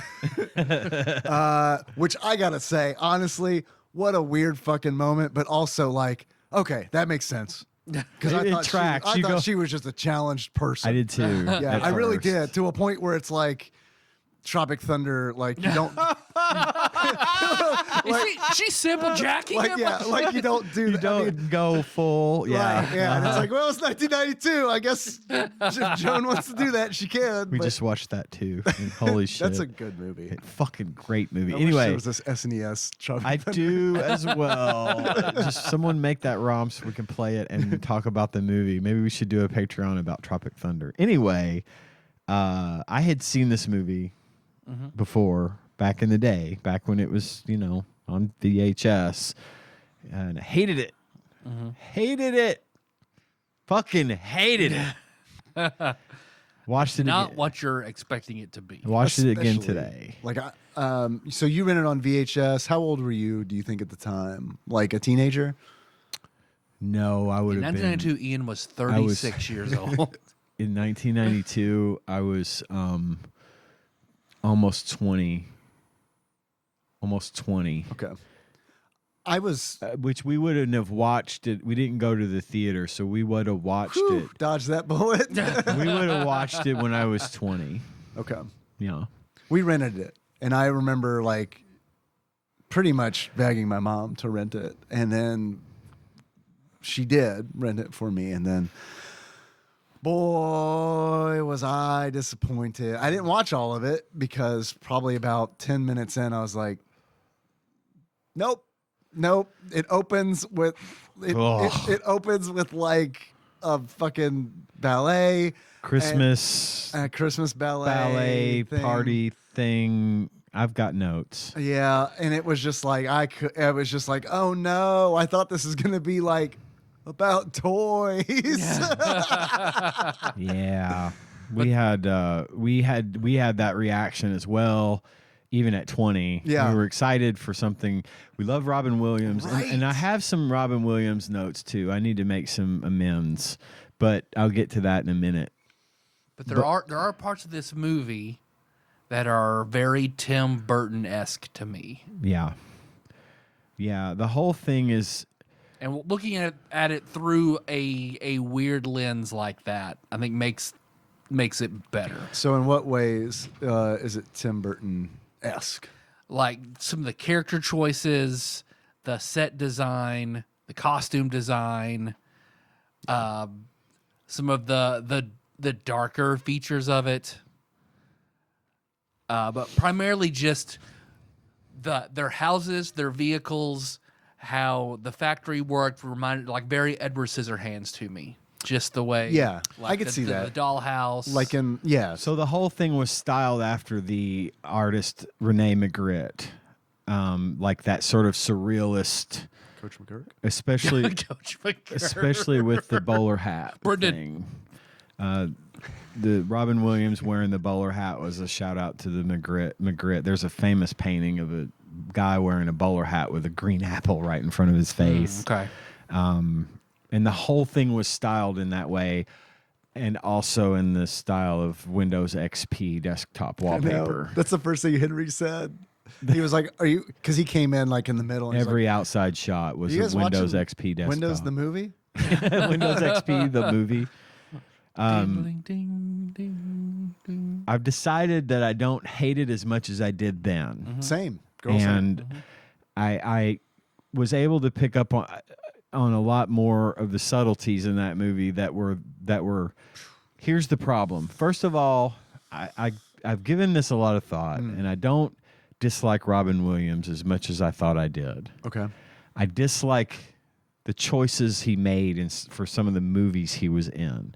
And I feel like this was one of those. And the reason being is because the sets, it was like they were trying to come up with something that was like Willy Wonka and the Chocolate Factory, but they couldn't quite, they couldn't capture the magic. And it seemed too surreal. The music was terrible. Like all of the music, like the score. Really? You didn't like the score? Drove me fucking crazy. I like the score. It's a Hans Zimmer joint. Was it? See, I didn't. I generally don't have a problem with Hans Zimmer. love Hans Zimmer. But the score of that movie and the music. Now, the music I hated. Was the Christmas music at the beginning. Yeah. One of the things that pisses me off more than anything is when they write a new Christmas song. Sure. And I hate that. And that's like a stupid. You have to like it because it's a Christmas song. and the fucking song. happy worker, like that. That shit is was the like, shit. Because I was like, that's fucked. That's where I get the. That's You where have I to get the sing Willy this every Wonka. day? Yeah. That's where I get the Willy Wonka vibe. That these are the Oompa Loompas, and here's all the robot head spitting out the ball on his long tongue. Oh, he's got a clock for a nose. Crazy. I mean, Hangout but does robot. that It's too much. Does Yeah. that just lend to how fucking of a fucked up mastermind that Leslie's dad is? Right. That he's manipulating everybody at every point of this movie. I think including there the is workers and being indoctrinated. Yeah, I think there's to- something about it there that maybe goes a little deeper than they intended, but that's how I see it. And so the music was too loud, number one. A lot of I actually turned the subtitles on for this movie. Same. And discovered how much I had how easy it would be to miss some of Robin Williams' best shit. Because they're all the way down this long hallway. They're not mic'd properly, and the fucking background music is cranked up, and it's not a good time. And and I think what happened for me was this movie actually brought me to a different part of my feelings for Robin Williams, which is in this movie particularly, the loud costumes, the overblown sets, the loud music, all that thing. That he was competing with that to be the center of attention. He's so subdued. He is Yeah, he subdued, is and you can't hear what he's saying. And this is not what Robin Williams should be doing. Robin Williams needs to be the star of the fucking show. He needs to be the Mrs. Doubtfire. He needs to be making the jokes every 5 minutes, and it needs to come rapid fire from him to be. He's my least favorite part of this movie. And Yeah. It's not because of him, because his shit is on point. It's just overshadowed by everything else. And I think like some of the stuff he says was typical classic Robin Williams riffing that you just couldn't hardly hear, or it didn't go on long enough or whatever. George Carlin's not going to hit the same when if he's telling jokes at the same time ZZ Top is playing really loud. Exactly. Velcro Fly. Velcro Fly, particularly. It's a backbeat from a song I know. Oh, it's Velcro Fly. The best Robin Williams bit in the movie, in my opinion, was when he was had Mother Teresa as a hand puppet and was feeding her Oh soup. God! yes, I was 100%. I'm in agreement. I was on my treadmill. Fuck yes! Fuck yes! I was on my treadmill when that came on. I fell off it. Like I best part. stumbled. I was laughing It's so just fucking so like the scene opens with it. That's what's the best part. It's just like apropos of nothing. It's like I don't know. Give me some soup. he starts That putting was- the spoon in his hand. Yeah, it was like Robin was like, "I'm gonna save the movie." God, that is the funniest fucking But the thing in the whole unsung movie. Right. hero of this movie, who LL I thought Cool J? was absolutely hilarious. Oh, my LL God. Cool J. Yes. Fuck yes. Ladies love Cool J. Ladies love Cool James. I He had so love many, him in this movie. and that when seeing bits and pieces His when I hat was little, was it didn't not land. like a shark's fin in this movie. It was not like a sea swine. It was not like a sea swine. My hat is like a sea swine. It works. No, he was so good in this. Absolutely. Yeah, he But was. I also, when I was a kid, did not get to the part. Like, I didn't get to the LL Cool J part Right. because I was out before then. Yeah. But like, I can imagine like not liking him in this movie back in the day. Sure. But like watching it now as an adult, and it's kind of one of those things where it's like he's so funny in this movie, Oh, and he he's is. hilarious because he is playing it all straight. Well, and he has the most development of anyone in the whole movie. The best character arc in the whole movie Yeah. is his. Yeah. It's Yeah. as He much a has movie about development. him as it is about, it's more about his character to me than anyone else's. Because so the whole crux of the movie. So Yes. Plot. So Zevo Toys, huge $1 million toy company. The owner, the president, is dying. He says his son is not ready to take it over. He gives it to his super militant, direct opposite of him, 3-star general warmongering, brother. 3-star General general. You're brother. right, brother. With a British accent. All he gives it to Dumbledore. How dare you? Yes. Dumbledore 2. Yeah. Electric Boogaloo. He gives it to hotly contested acting choices, Dumbledore, who then rolls Damn in. this British accent. takes How could you over. have sent me to be raised in England? I've tried to change. Like, yeah, that we need that explanation. Right. Well, actually, That we was- kind that of. was I mean, funny. it's one of those. I don't hear accent anymore. Really? It was one of those to me where it was like, okay, they definitely. I feel like they wanted him to have a British accent because it was almost like it felt like a decision where they're like, well, I mean, we don't want to like totally defile the U.S. military, you know, Right. like so we got to like British them up a Well, little and bit. it's What will it always take for you good to to be have in a, this, Michael Gambon? I'm not doing a fucking accent. Okay. Okay, fine. So, So yeah, anyway. he rolls in, takes over, everything goes to shit. He And Robin wants- Williams has to fix it. He wants to start developing war toys that create war and video games that where He wants to Ender's kids Game pilot it. drones that kill real people. The Last Straight- Starfighter. yeah. Well, see, that's what I thought. Ender's Game straight rips off. Yeah, Ender's Game. absolutely. Yeah. It does. It's Ender's Game. It's Last Starfighter. It's that vision of recruitment of pilots type of thing when they don't know they're being recruited. That was also the plot of the other book by the guy that wrote Armada. It was called Armada. It was the guy that wrote Ernest Cline, Ready Player One. Same kind of deal. Also, they envisioned remote piloted drones for the military and VR goggles. $5,000 a piece. The not Apple. $5 million. The woozy helmet is The that what it's woozy, called? the woozy, It's woozy something, woozy helmet. I think you're right, but the Apple Vision Slow Pro. down, baby. Ring my helmet woozy. So Hollywood is 20 years ahead. So anything you're seeing now in Hollywood is probably going to be real in 20 years. Still waiting for that hoverboard. That true. should. Mattel, get your shit together. Yeah. They probably already have it, but they're just using it for the U.S. military, and we don't know about it yet. Think about it. So anyway, continue. So he's developing. He takes over the factory, and he's now manufacturing weapons of war. Yep.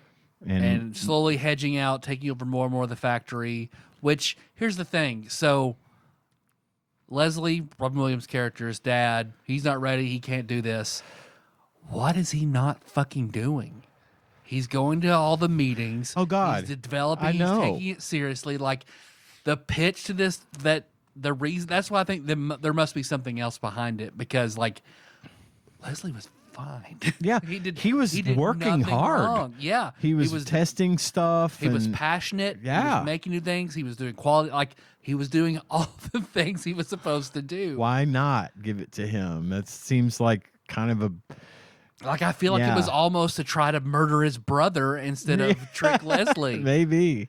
Because then, okay, so the big spoiler is Leslie has a sister, Astasia, Yeah, Joan Cusack, Joan Cusack, who I'm also in love with. Just in case you're listening, Joan.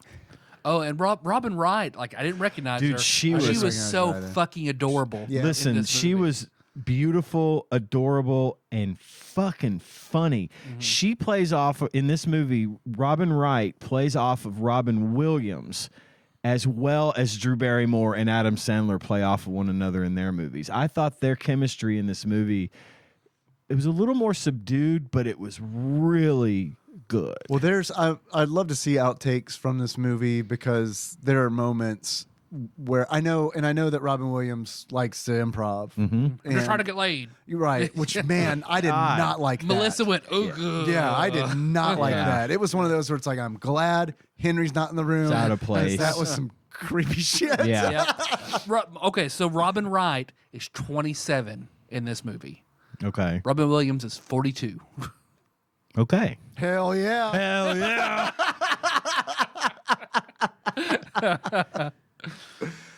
I would love to see some outtakes, because there are moments in the movie where it was like I'm watching an episode of SNL where it's like, is Robin Wright gonna break? Because it looks like she's like, like Yeah, her at laugh, any moment. like her. It's all. Seems It very felt very genuine. genuine. Joan Cusack had a few of those as well. Yeah. And she's a, Jamie Foxx Yeah. piloting the robot in the trench coat with the hat, Theatrical debut of Yes. Jamie Foxx. watching them have Dude, sex. that fucking part was another where it's like Henry had just left the room. Oh no, my bad. He left the room in the middle of the scene. Thank God, because we were all very uncomfortable, because like that came on and I was like, the scene is the Robins are about to have sex. Man, why did it not even occur to me? they're both named Robin. Yeah. And I'm not gonna lie, it's gross. It is. I was gross. That scene was out. actually cut out of the UK version of Really? the movie to keep it from being a PG. What, she leaves him to the It's bed? PG-13 It's really awkward. here. It is not. There's nothing about it is sexy, and the way that like It's unnecessary. it is unnecessary, and it feels so fucking awkward, because this all happens like right after like Robin Williams is almost murdered by his uncle. Yep. And it's a situation where it feels like a pity fuck. Yeah, it it really does. it Oh, feels your uncle killed you? You want some pussy? because he's like, I really don't want to be alone tonight. And it's kind of like one of those things where it's like, I don't know, man. Look, in it this just felt weird. in this type of movie, I would have expected the implication, and then have them sitting in front of the fire drinking cocoa and Yeah. making jokes. Just have the robot Innocent, and fun. Jamie Foxx reacting to what he sees through the robot's eyes. Well, Yeah. No, nothing else. And that makes it weirder is Jamie Foxx's character, the guys in the surveillance van that are spying on the Robins having sex with a toy spy robot.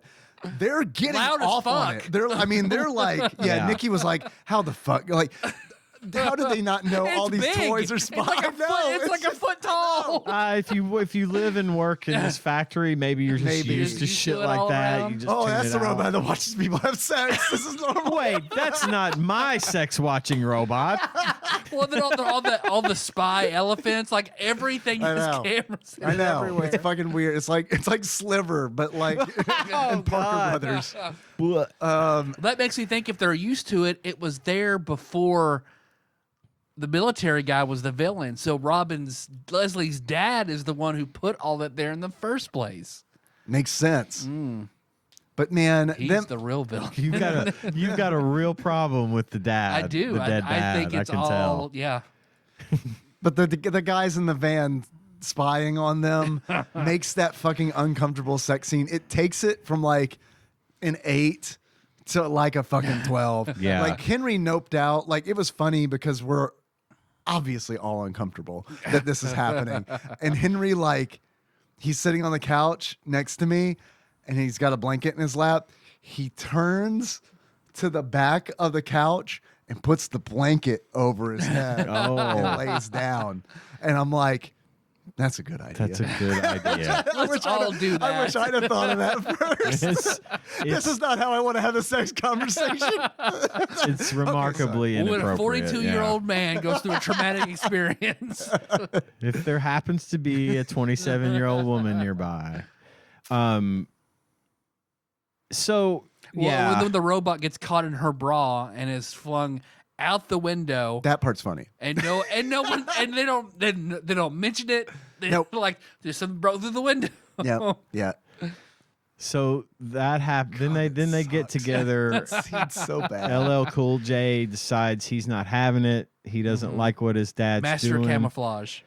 He decides to Like- team up with Leslie and the team to take back the factory. He's like, LL Cool J is like Martin Mull and Arrested Development. Gene Parmesan. Gene Parmesan. Oh my God. And he's great. Like LL Cool J is great with it too, Yeah. because it's like they'll be in a red room and he's just like wearing like a red onesie and he'll like, It turns turn around. around. It's great. And he plays it straight. He does. And there's a scene, I love the scene in the bathroom where like you get a shot of like the bathroom Oh, stalls. yes, and yes. you see two like pairs of feet. And then he gets a call and you hear him talking. And then when the conversation's over, the empty cell opens and you see him put his He gets feet the- down on the floor and the he goes fake to the legs. stall. It's got the legs, the fake legs, and wraps them up. That's great. I love it. It's so good. But he makes his dad stop and he jumps out of the car. You don't even know where you are. I know. And he just disappears in the woods or the weeds. It's He's so fucking good in this movie. this movie had a lot more going for it for me this time around, and I didn't hate it as much, but I still didn't care for it. I still didn't like it. Yeah.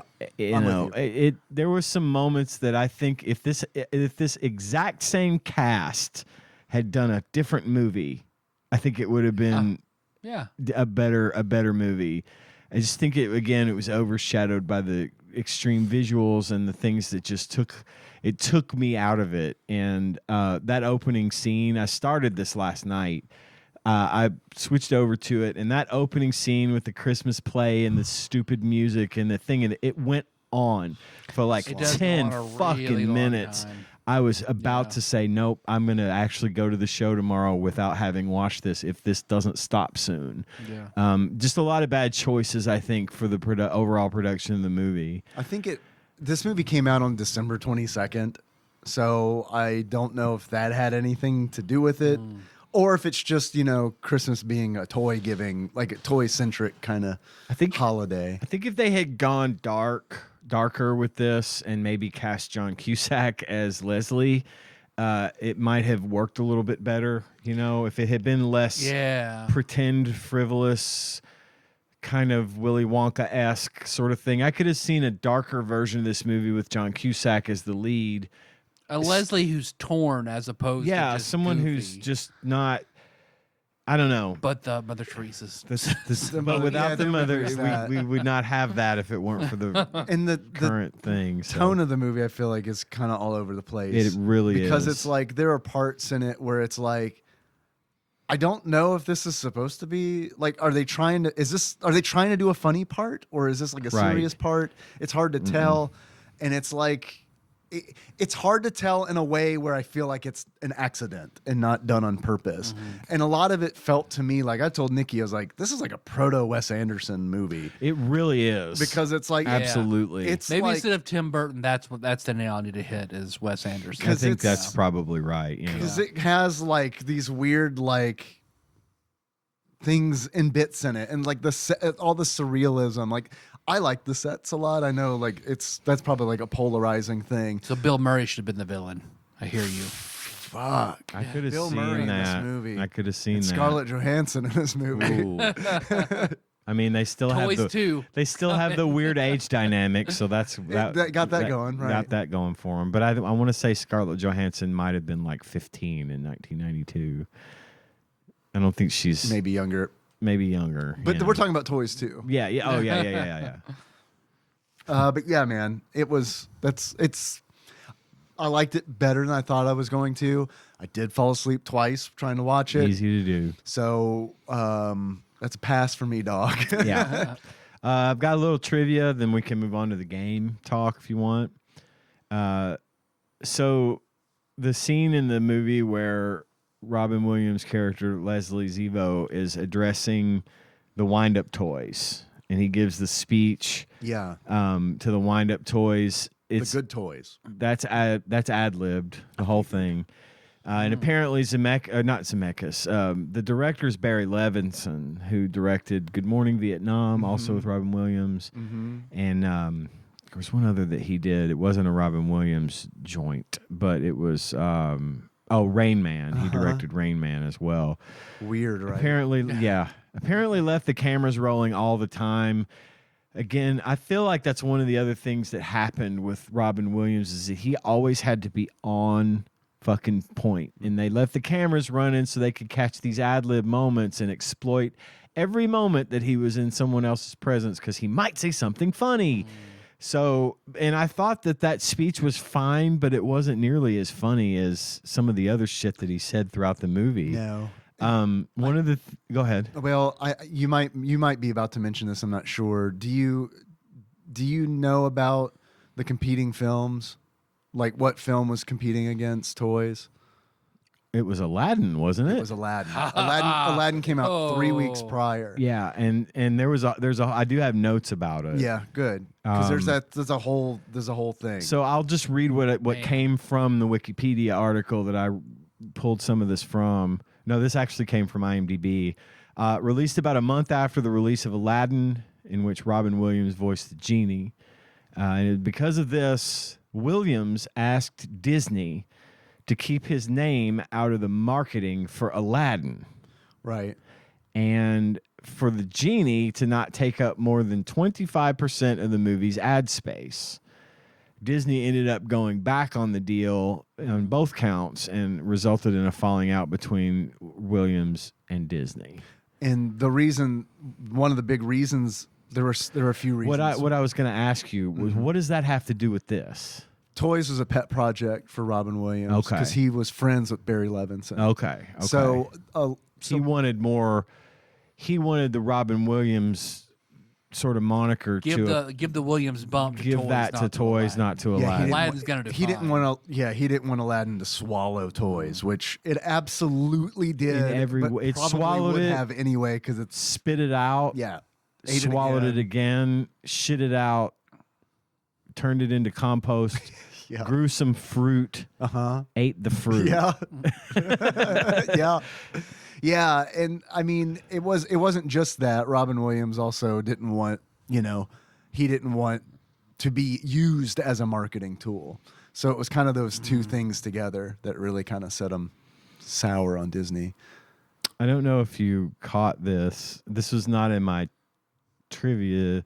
So it kind of is. Okay. So the other thing I was going to say, Robin Williams said that dyeing his hair orange and the costume he wore made him feel like the Sixth Doctor from Doctor Who in 1963, That's which means that's once again something I do have in common with Robin Williams is a love for Doctor Who, that and Zelda, because Right. So I noticed something funny in the beginning of the movie when General Zevo goes to see his dad in the hospital. Daddy. Oh, And man. his daddy is Jack Another Warden. setup. Yeah, his daddy is Jack Warden, and they make the joke about how Jack Warden mumbles. He's like old and he can't hurry. He mumbles and he can't hear what he's saying, and he holds up three fingers to imply that ha ha ha, you're a 3-star general and I'm a 4-star general. And he's like, yes, Daddy, you always remind me that you're. some of the dialogue there in that movie by him particularly. The dialogue is bad. Is bad. It's bad. It's so bad. It's poorly written. But in this, he was lamenting that the world isn't at war anymore and that people like him are no longer needed and yada, yada, yada. And he goes on about how in the Korean War, he was in charge of a group of soldiers and one of his soldiers almost fragged him. Now that's a term that hasn't used I haven't heard in a long time. Since Quake. He says, one of my soldiers almost fragged me. And so it cuts to Jack Warden, and Jack Warden starts going, and he goes, big cock. Right. And I'm like, what? Yeah. I know. And right? I would not have caught that, but I had the subtitles on, and it said on the screen, big cock. What, 15 minutes into the movie? Yeah. I was like, okay, that's... It didn't offend me, but it surprised me. The movie got a PG-13 rating, and it was a PG-13 movie, but this didn't need to be a PG-13 movie. And I think with what they did with it, it should have been a little tamer. I agree. I think that the children watching this movie might have been a bit traumatized by several things, including this and the thing you talked about with the sex scene that didn't need to be there. Doesn't need and to be in there. It's time. And the movie's 2 hours long, so if you cut that shit out, you're gonna have a reasonably long movie. Right. But man, without the shit in it. It's fucking weird because it's like I feel like they either needed to go. They need to pick a lane and go hard in that lane because a lot of the movie is whimsical. Yeah. And it's like, I understand if you want to make a movie that's whimsical, but also like tawdry. Yeah. Or, but like if you're going to do that, just do it. Don't full. give too little, don't do too little things. Just do it. Yeah. So get it done. The audience is like, okay. Now we know what to expect. We know what you're shooting for. Yeah. But Don't just dry hump. Fuck. Exactly. Yeah. Rated X Toys starring Robin Williams and Robin Wright. Well, that's why I feel like the general who everyone goes, isn't he dead? So then he goes up, and I guess his brother had constructed a AI type robot just like Leslie's sister is, but of their father to manipulate. I thought you were going to say the nurse, brother. a.k.a. the mean lady in Beethoven second. Debbie Mazar, who fucks both the dad and LL Cool J. And somehow confuses LL Cool J for the 3-star general, which is absolutely insane because there's a part in that movie where he's wearing a tight white t-shirt and it's like, I don't know, man. No, probably not. Debbie Mazar's on my list as well. I do love Debbie Mazar. She's okay. Yeah, she's talented. I think she's cute. Yeah, but she's talented. I mean more. She always plays a good bitch. But she's an excellent bitch. She is, but it's also kind of one of those where it's like, okay, she's on the screen. I know what role she's going to play. Yeah, that's true. What I mean? She's very typecast. It's 100%. Yeah, it's like a Michael Cera kind of thing. It's like, I know what to expect. Okay. But all in all, again, my experience was different just because I was with Melissa, Sure. who I tried very hard to get her to come out here. She wouldn't. It's too bashful. okay. It's all right. So get real. Yeah. Did I, Tyler Holland I've been real. of sound, mind, and body, did I like this movie more than I like Top Gun?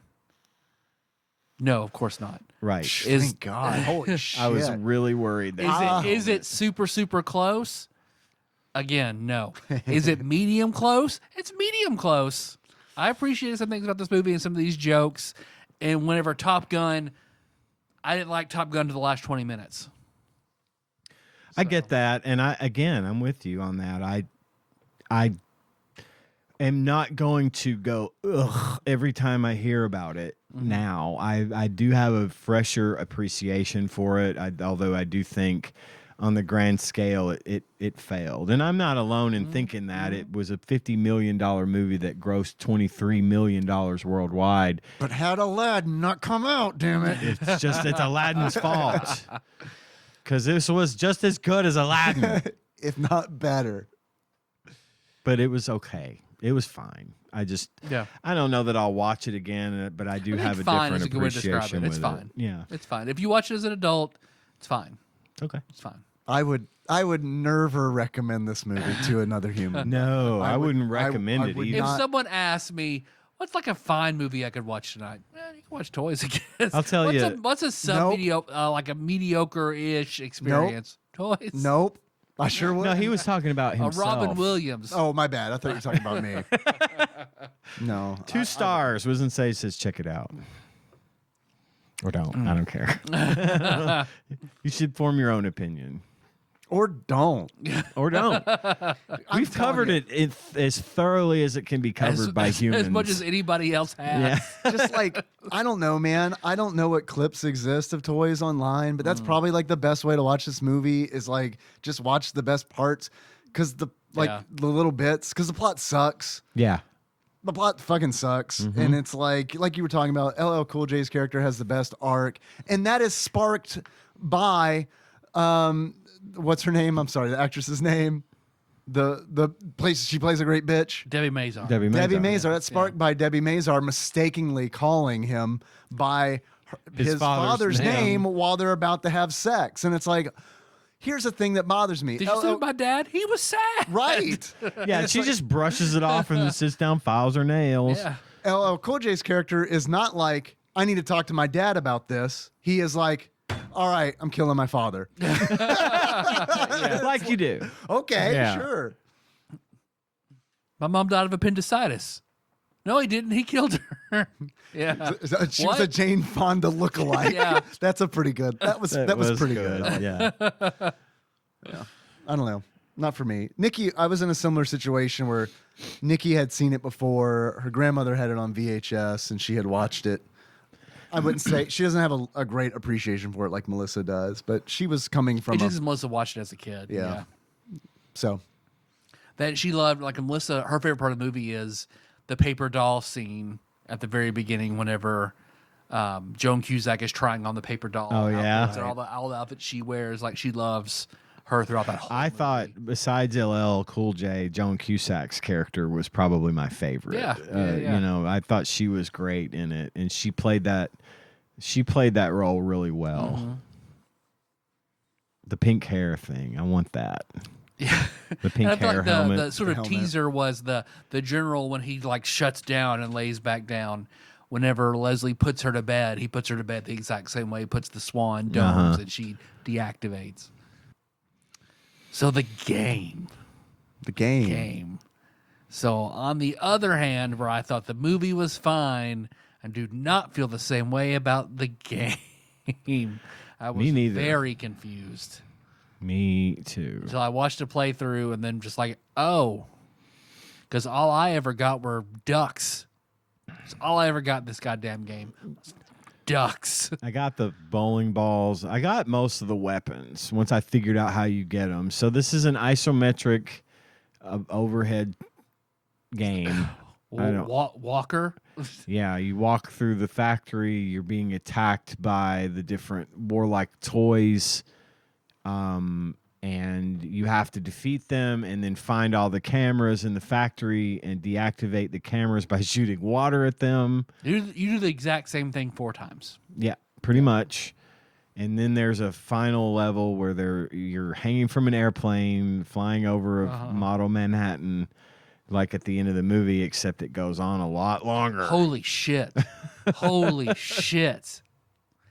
But like, so the game opens and the smoking elephant gives the exposition for the whole movie. And then the gameplay, I guess, is the last 20 minutes of the movie, which is kind of strange. Yeah. I can't imagine them doing anything else. Like what other part of the movie? Yeah. You know, Right, like unless yeah. you're the spy bot, like trying to like catch a titty or something. Dressing up dolls. I don't know. But yeah, the movie, and that's the thing, like the movie doesn't really even kick off until like, the last 20 minutes. So This game, like Ian said, is a top-down isometric shooter. It's a lot like Zombies Ate My Neighbors, in regards where not only the gameplay, but also you're playing a character that collects a bunch of weird weapons and then uses those weapons on wacky enemies. It's not as good of a game as Zombies Ate My Neighbors. No. I don't think, in my opinion, but I think in most people's opinion. but I think it's fair to say that a comparison can be drawn between those two games. I feel like Sure. on the system, on the Super Nintendo, Zombies Ate My Neighbors is probably the closest approximation. As I could toys. see that. Yeah. in the moments in Demolition Man, in the overhead Right. segments in Demolition When you're going, Man. yeah. Mm-hmm. Yeah, but it's not. While in Demolition Man, it's not whimsical and wacky. This very much is. Yeah. I think a lot of the charm of Toys, the video game, is discovering what weapons you have at your disposal. Tyler, you mentioned the duck. There's a wind-up duck. Get a bowling ball. which is bowling pretty ball, Ian, ineffective. you mentioned I think An the bowling elephant ball peanut is like the gun. weapon you want to get. Yeah, that or the bowling race to car. do anything. the race car. The is race good. car is good because it sort of goes in a random pattern, which is nice because the enemies kind of approach you in random patterns that are hard to like target. Yeah. So you want to introduce. I found it was easiest just as if possible, introduce as much chaos into that as you can.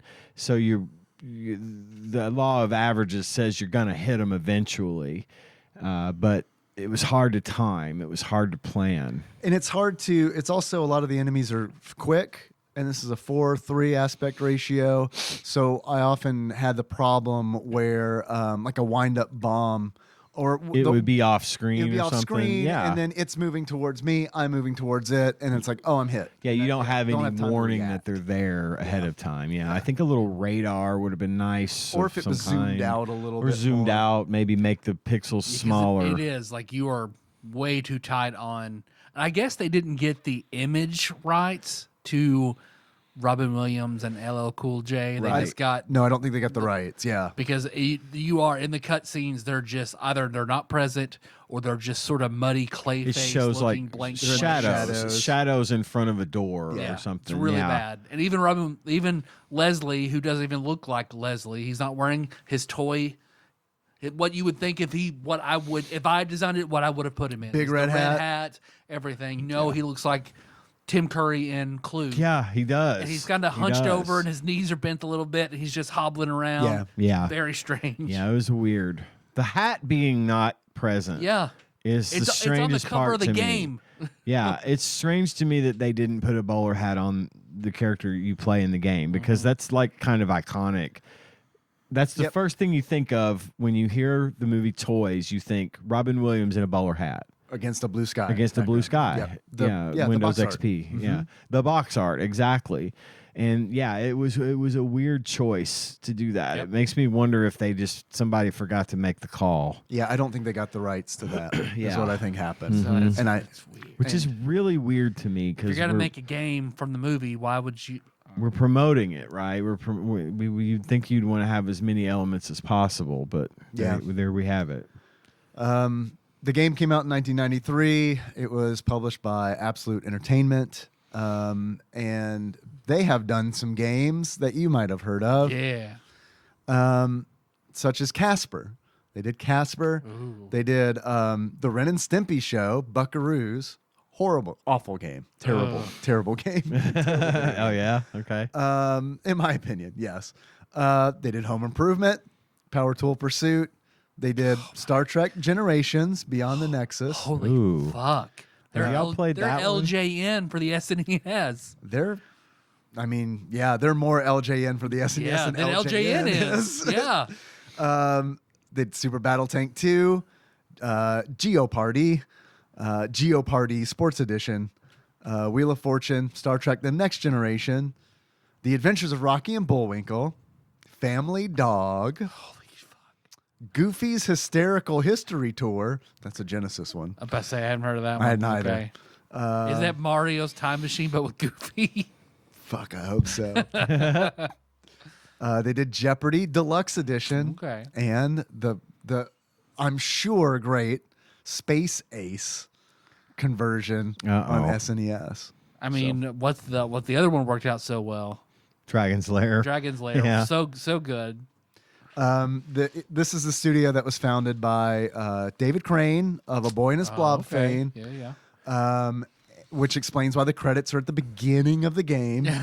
Because you know how How David Crane do. the Atari folks who got fucked by Atari, or they're like want everybody to know who made the game. That's their trauma response. Exactly, and I get it, but it is funny. Yeah. It is not the trauma. The response is funny. Both are funny. And then Gary Kitchen, of course. Super Battle Gary Tank. Kitchen, and yeah. Gary Kitchen. So, Which I think, I don't know. I think you're right, Dave. It's like, how would you do a toys game? But yeah, because I had no idea what the fuck I was doing. Like, I would have had to have the instruction manual to know what the fuck that I could cycle through and pick different weapons, because I'm getting presents, but it feels like I'm just getting more ducks, and the ducks are just a distraction. So when I approach the cameras, okay, this looks like an area I need to do something at. I get waxed immediately because I can't defend myself against the tanks and everything that's just shooting at you. I end up running around to every corner. So I got all these power-ups and health restores. I had no clue what the fuck to do. so in the game's defense, I feel like they tell you what to do in the cutscene leading into the level, because LL Cool J's character says, "I'm going to leave you presents. The ones you find on the conveyor belts will give you different items, and the ones I leave on the floor will replenish those items." Because that's the only way that I knew. Okay. And I mean, it didn't make the gameplay any better. I mean, it was just still one of those where it's like it became a game for me of like figure out which weapons are worthless, because it's like A lot are. 80% of them are. The Yeah, bowling ball's for good, like real. you said. Race car's good. And then what happens is, and I feel like this needs to happen. It took me about an hour to finish the first stage. And then the second stage is the same gameplay, but instead of being in like the factory, it's in the cafeteria, and the weapons change. The weapons It's different change and the weapons. enemies change. Right. Which is a good thing. It's a good I thing. mean, It needs to happen. at least that's the only like variation on the theme that there is. It's like Tyler said, it's the same Same basic gameplay core mechanics. all throughout the entire game, which is fine, but if it were good gameplay. But it's not, and it's really repetitive, but at least is they mix repetitive. it up and give Yeah, you different sprites to look I'm at. clicking through very- the long play that I watched because I had no idea what the fuck I was doing, and it was just like, oh my god. Yeah, oh this my is god. all- This is all. You get it is. four levels of the same kind of thing over and over and over and over, and then you get to the end game. Yeah. Which I didn't get to. I didn't know it was a side. Well, what did you say it was? it's sort of a. It's not. I don't want to call it like a side-scrolling platformer because it's not. You're hanging from the plane, flying It's over. a side-scrolling, yeah, like You're flying over Model Manhattan and Yep. you're hanging from the plane, and it is a side-scrolling view. But all you have to do like is the just plane- like planes dodge in the Cuphead. incoming helicopters and planes, and then the plane loses its energy as you go farther, and then you have to like fly down and fly through this like electric coil to power the plane back up. This is very different than the. It is completely core different than the gameplay. core Yeah. gameplay, and it just it's goes weird. on and on and on. You have no weapon.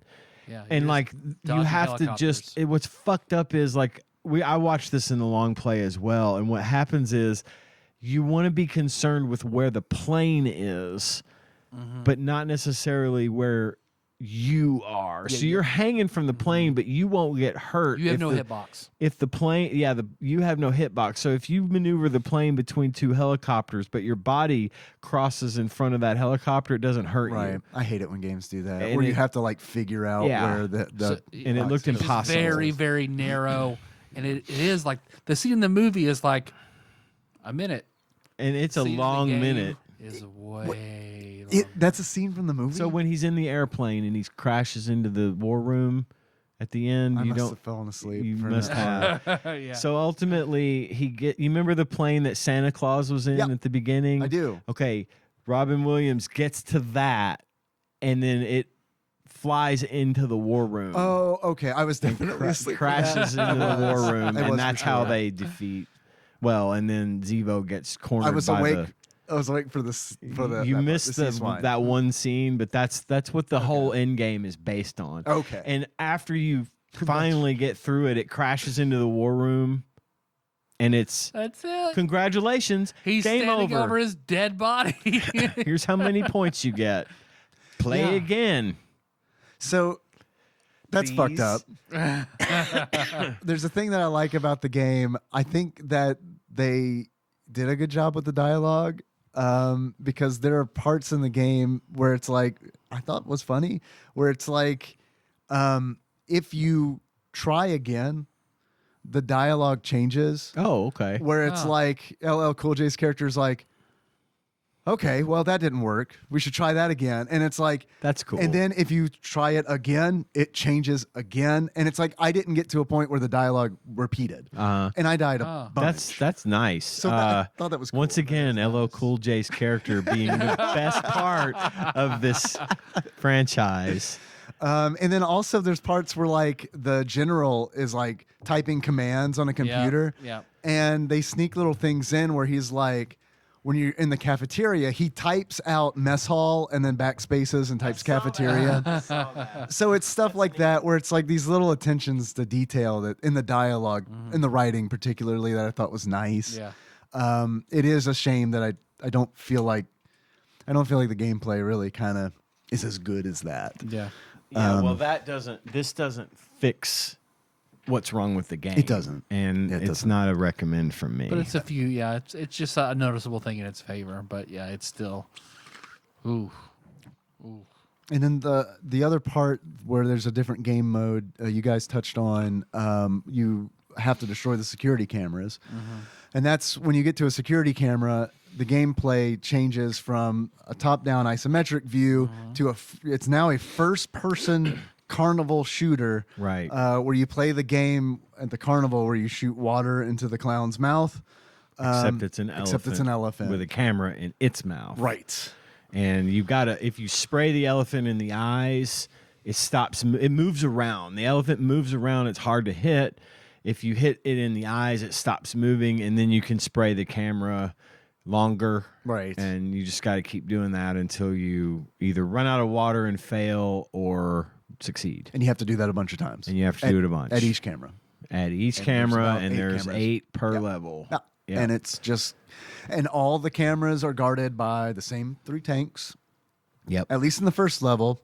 In the second It's level. all, yeah. Pretty much Throughout the the whole same. thing. So it kind of got to the point where it's like the repetitive nature of this game is it's a killer. It's the It's a downfall. I killer. mean, aside from the janky gameplay and everything else, I think I don't know what would have improved it, but that is definitely what's wrong, is the repetitive, kind of hard to play nature of this whole thing.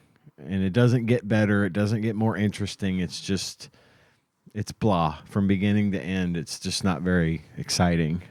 It's not even bad enough to say I hated sure it who and it's it for. sucks. It's the most middle ground, gray milk toast vanilla thing ever. You know, it just didn't have any appeal to me.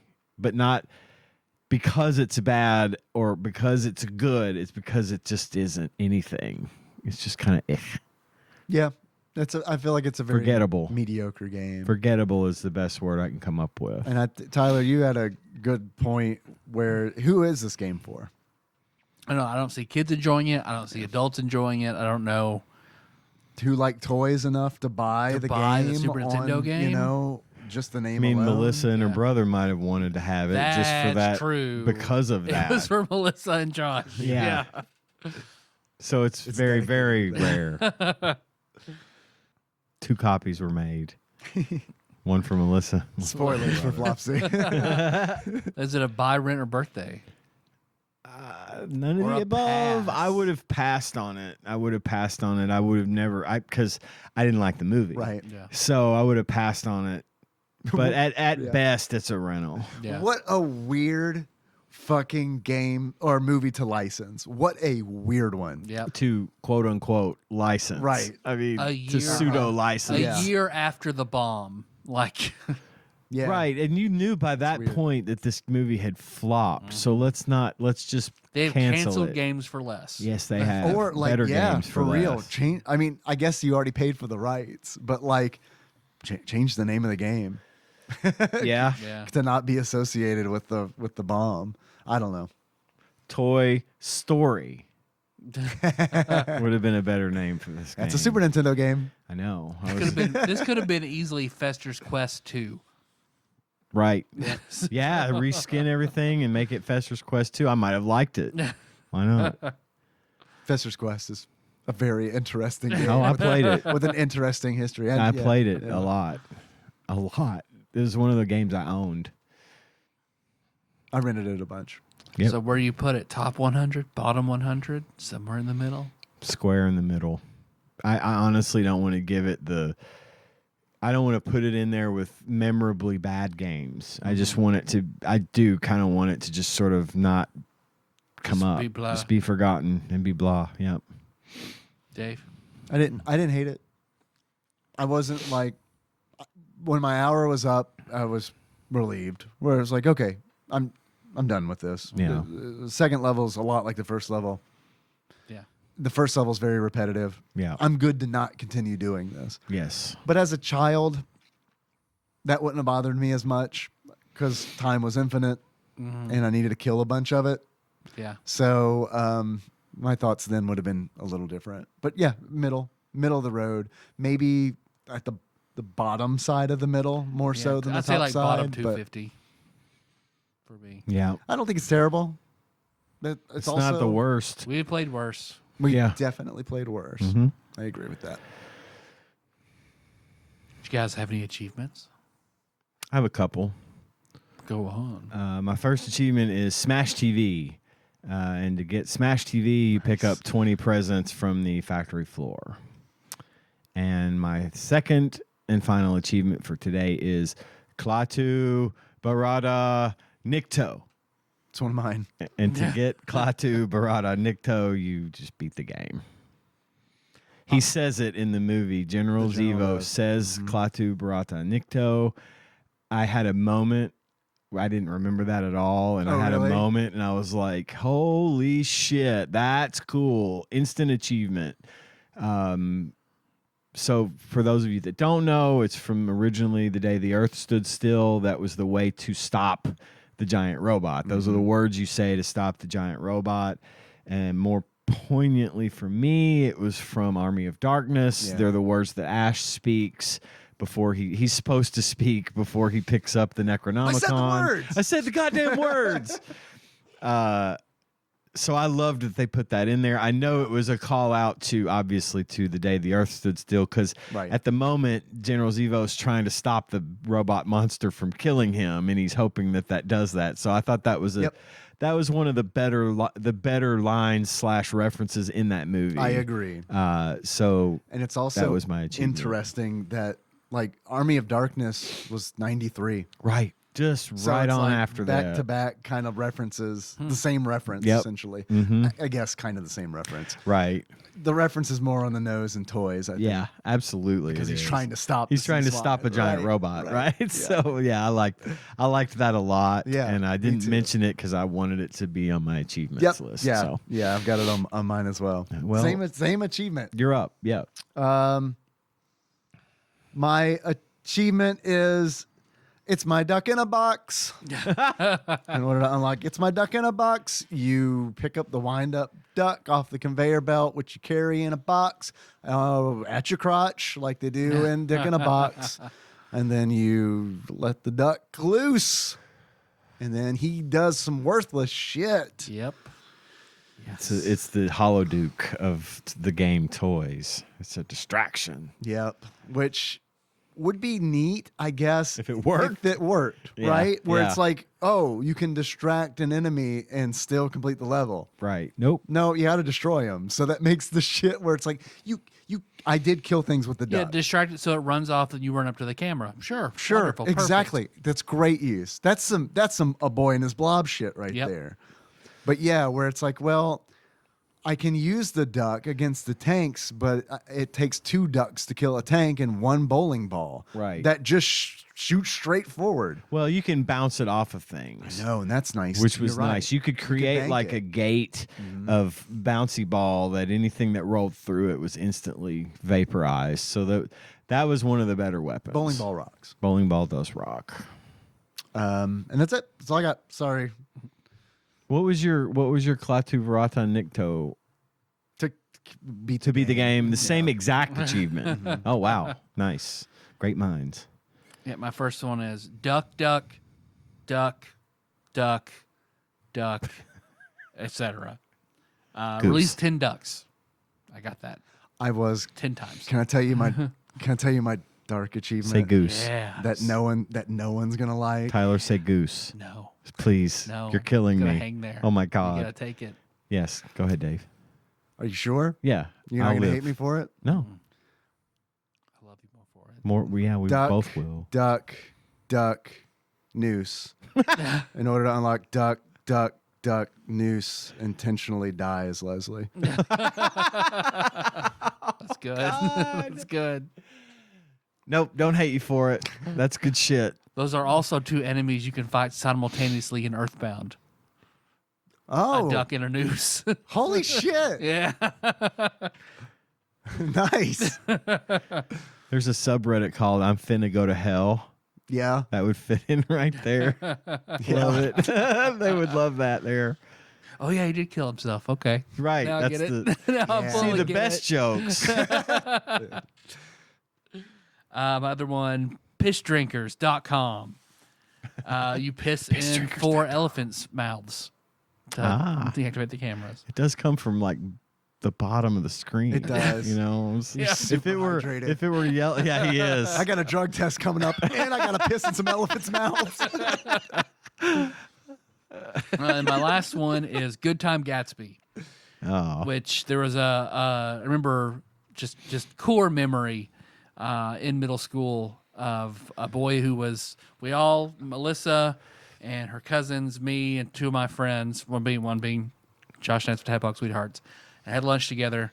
And one of the boys that Good Time Gatsby was dating had recently fingered her or something. Everybody knew about it. Nobody talked about it. Nice. And he runs over and he grabs one of Melissa's rolls. And it's he puts his finger in it. And she goes, "Fuck it, gross. That finger was just in my cousin. She's been fingered more times than a bowling ball at this point." So, always, core memory. I see a bowling ball. Good Time Gatsby. Use 10 bowling balls. That's flattering. it is. It is. That's a compliment of the highest order. Mm-hmm.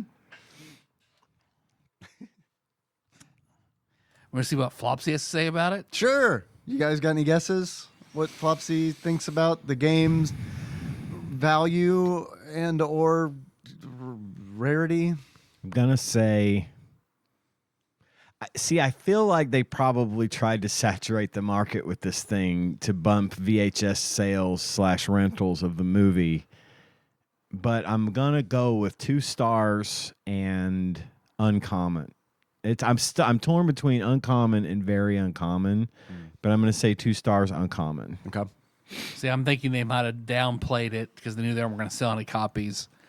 So I'm going to also say 2 stars, very uncommon. I don't know the answer, but I do know the price of the game. So that does kind of Yeah. color a lot of things. Right. But so it's absolute entertainment, and I feel like they probably didn't have a lot of money to distribute a lot of copies. Yeah. But the price of the game kind of counters that. So I don't know. It's one of those where it's I guess this is common. And I think that Flopsy was kind to it. My guess would be Flopsy probably gave it 3 stars because they're pretty kind to games. They do tend to be Yeah. kind. But according to Flopsy, a.k.a. the ultimate Nintendo Guide to the SNES Library, 1991 through 1998. 1998? 1998. That's not that long ago, That was right? like 10 years ago. Yeah, 15 tops. By Matt Contry, courtesy of Monster Ball Mike and a shadowy benefactor. Nope, not Blackthorn. Toys. Good Lord, I am surprised. Surprised. Availability, common. 1.5 stars. Wow. Hey. Possibly, 1.5 stars. possibly the lowest rated game we've encountered in Flopsy. Man, all right. Okay, well, we were the What generous do they ones say this about it? time. Here Yeah. you go. Look at this. This is the reviewer says, when I was a kid, I was excited to watch Toys, the film. Its trailer had a The Tim Burton 1992 feel film. to it. It looked bright and colorful, but the story seemed to have a darker tone. The day the film was available on pay-per-view, I begged my dad to rent it. Been there. Girl, same, except for mom. Overall, we were both disappointed, but it had its memorable scenes. This is all about the movie. Unlike many movie Oh, and the licensed game games, sucks. this one tries to replicate some of the more notable parts of the film, such as the airplane in Manhattan scene. It just does so really poorly. Okay. Fair enough. Well, time is a predator that sneaks up on us all. And if we go back in the time machine and to the reviews that came out about this game, Yes. as provided to us by Brad from Arizona, Time is a face on the water. time is a face on the water. I will read to you a little bit of that. This is a review from, let's see here. Could I ask you guys something real quick? Yeah, while Please. I'm looking at this. What is a fighting game for the Xbox One you would recommend? I never owned an Xbox One, so I don't know. Soul Calibur? There's probably a Soul Calibur on there. Probably. Oh, an Xbox One, Yeah. not the original Xbox. Not the original. Man. Yeah, yeah. Fuck you, Microsoft. That's not. That suddenly became really confusing, didn't it? Fuck you, Microsoft. Now I really don't have an answer. More. for They've you. got some good Mortal Kombats for Yeah. that. Some of the good ones. I think you could get. I can't remember. Toys. What do we look like? A video game? Two video game podcast hosts? A rare text from Jorge Machian asking me. Of Manhunter fame? Manhunter Yeah, fame. That's exactly. right. I was on that episode too. Yes, sir. Before I became a host. So from Brad, what's up, y'all? Even at a time where my wife and I had virtually unlimited time and all the cable channels on TV and like to watch so bad it's a good movies, aka pre-child, I don't think we got more than 10 minutes into the movie Toys. Somehow, I doubt the game is much better. I had a little of the Berenstain Bears effect because I could have sworn this game was from THQ. This review from Billy R. Moon from issue 50 of Game Players magazine. This got the same score as Cybernator and Bomberman 2 in the same issue. Wow. I'm not going to say either of those games are great, but Toys looks like it should be a 2. Very Bomberman close, 2's pretty Brad. Bomberman 2 is pretty great. Super Black Bass got a 9, and Super Caesar's Palace got an 8. You guys did Super Caesar's We Palace. sure did. Okay. What was the speed run on that? Was like 2 minutes. Right? Yeah, I remember it was being like some weird hit roulette and then bust it all out and then break up everybody. Here is the review of Toys from Game Player magazine. When Kenneth Zevo, president and owner of Zevo Toys, dies, he leaves his entire toy empire to his evil brother, General Leland Zevo. The general immediately begins churning out weapons designed as innocent toys. Blah, blah, blah. This is about the movie. As Leslie, you're given access to the arsenal of good toys to use against the general's evil ones. But are your wind-up elephants and spinning tops enough to defeat the tanks and bombs that guard the factory's security cameras? Not enough. Not enough for me to want to read all this. But despite its interesting concept, Toys is hampered by graphics once the good looking intro is over, that look vaguely digitized, and background is just. I can't read this because the graphic design on this is awful. It's black text on really loud background. That's a game. That's the 1990s gaming magazine. It is, and I do not have the same eyeballs I had in 1993 or whatever. So, generally speaking, they gave it a 6. In the context that Brad gave us, that's a higher score than it probably deserved even then. So I came up with another achievement. Yes.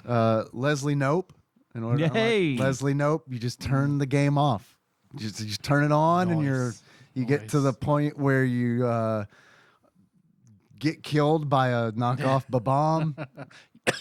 Yeah. And turn it off. So I think that covers that. I think we touched enough on toys to Touched it. we touched it all over, and I think we can put it to bed. Good night, sweet prince. Good night. Tyler, Yes, Dave. thank you for touching your face to remind me of an important, integral part of this show. If you were to give this game a beard, what beard? Why? I would give it the beard that you get post oral sex where you get squirted in the face and you're like, oh shit, was that squirt? What's that piss? Fuck, I'm glad I don't have a camera in my mouth. Yeah. Yeah. So is the questionable liquid beard. Okay. I know that beard. They pulled that toy from market, I think. Tyler. Squirt beard or pee? Okay, that's how we rate games going forward.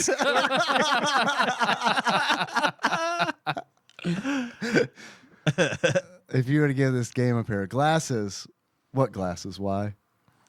I give it, in the worst possible version, Roddy Piper's sunglasses, where he pulls in and They Live, where he looks back up and he can see it for the horrible thing it actually is. Okay. So glasses that see things for how they actually Nice. are. Does need to exist in a Call of Cthulhu game.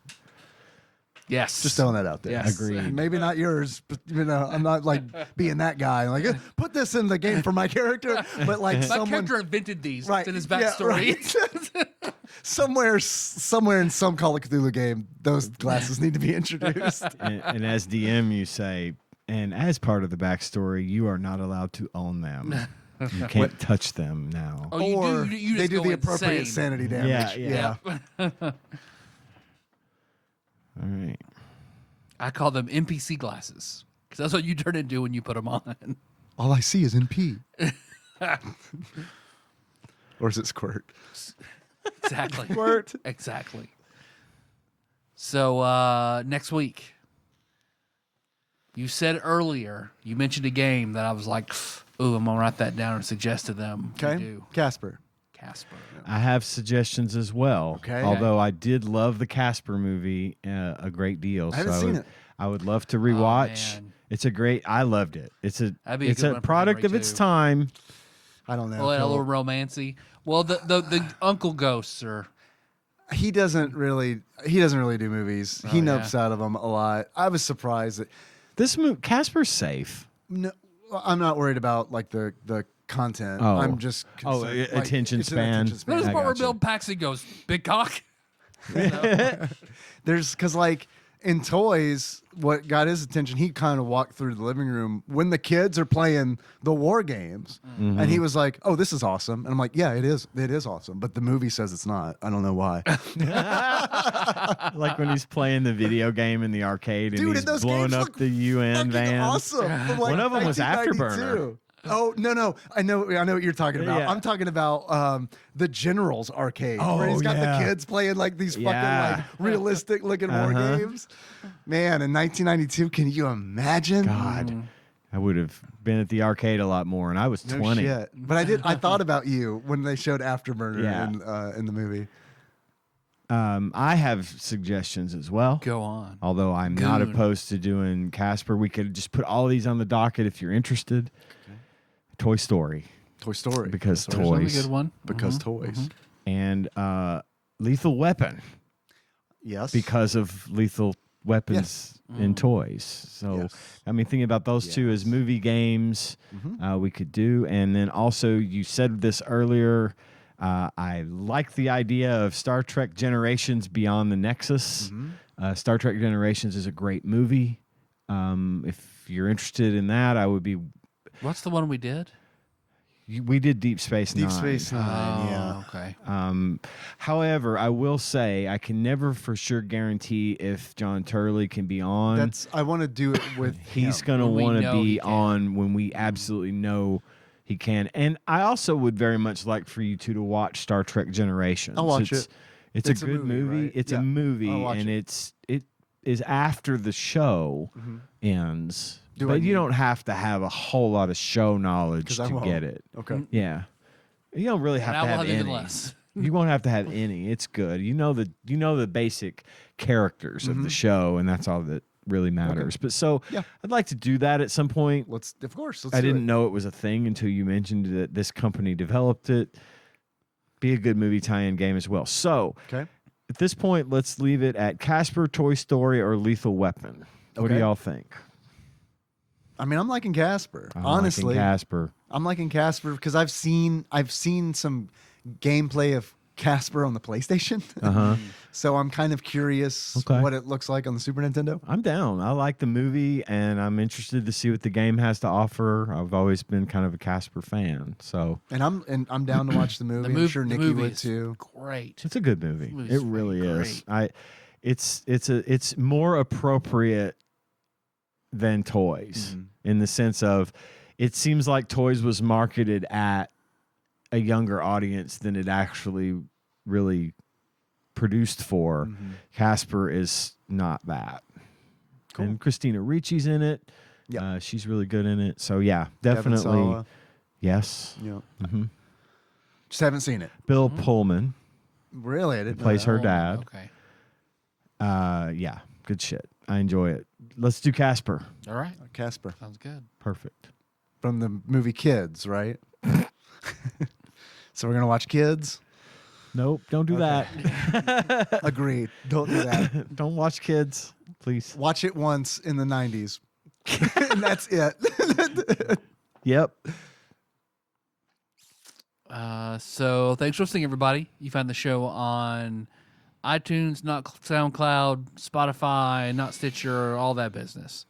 We got lots of things going on, but most importantly, there's that Patreon. Patreon.com/tadpog or pisstasters.com. Taste the piss. We'll get you what you need, which is to give us money. We love all of our donors. That money is very helpful to us. It goes a long way towards helping us pay our bills. It helps us buy things we need for the show. It's really, really generous of y'all to give that money, and we're very grateful. We have a list of executive producers. They donate $20 or more per month to the show, and I'd like to read the list of those generous people now.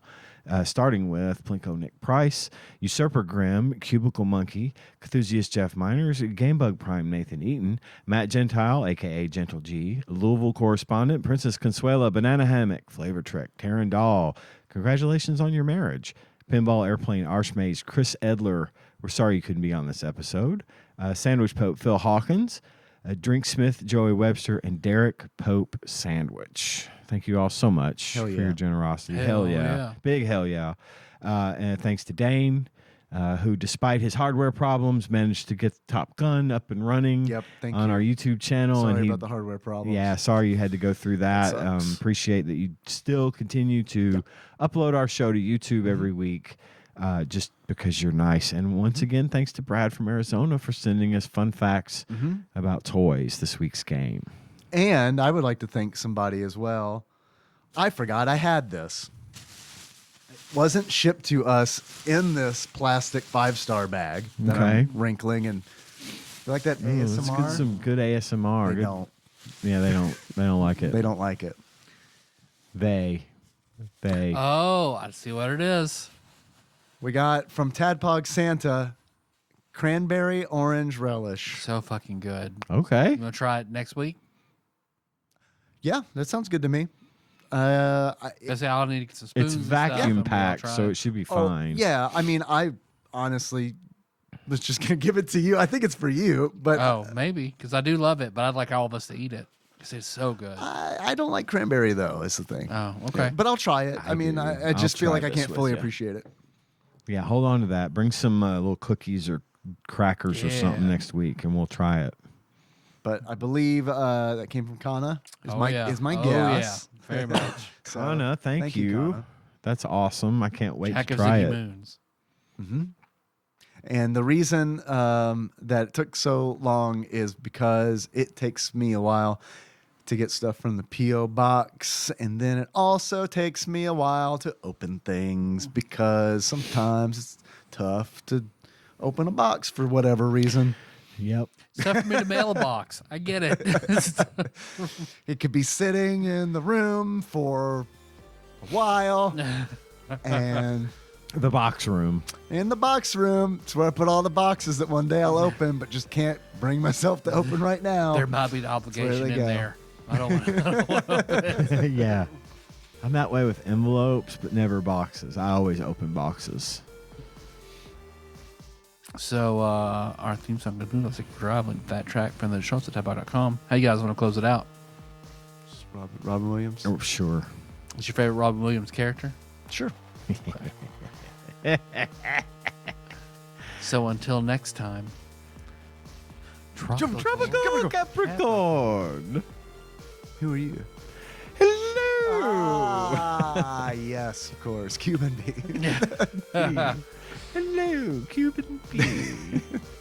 was that stalker guy from the photography. 24-hour photo. Yeah. was that the name of the movie? Yeah. Creepy fucking movie. That is a creepy movie. Dark. It's like when Jim Carrey did The Cable Guy. You know, Robin Williams being the weird, evil guy in that. I'm a member of your family. It put me off. It was like, what the fuck am I watching? This isn't Robin Williams.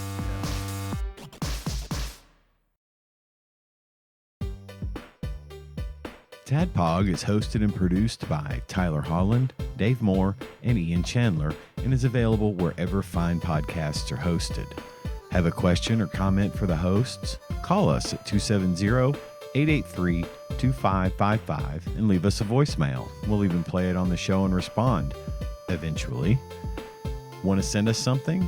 You can do that at TADPOG Studios, care of Nicole Nance, P.O. Box 3785, Paducah, Kentucky 42002. Sick of us doing all the talking? You can join in on the conversation by visiting our Discord at bit.ly/TADPOG Discord or tastethepiss.com. Not many things are truly free these days, but our Discord is, and we'd love to see you there. Our theme song is Moves by Sycamore Drive, and a link to that track can be found at the show notes at tadpog.com. Thanks for listening, and if you haven't already, don't forget to subscribe to our show on your favorite podcasting platform. We really appreciate it.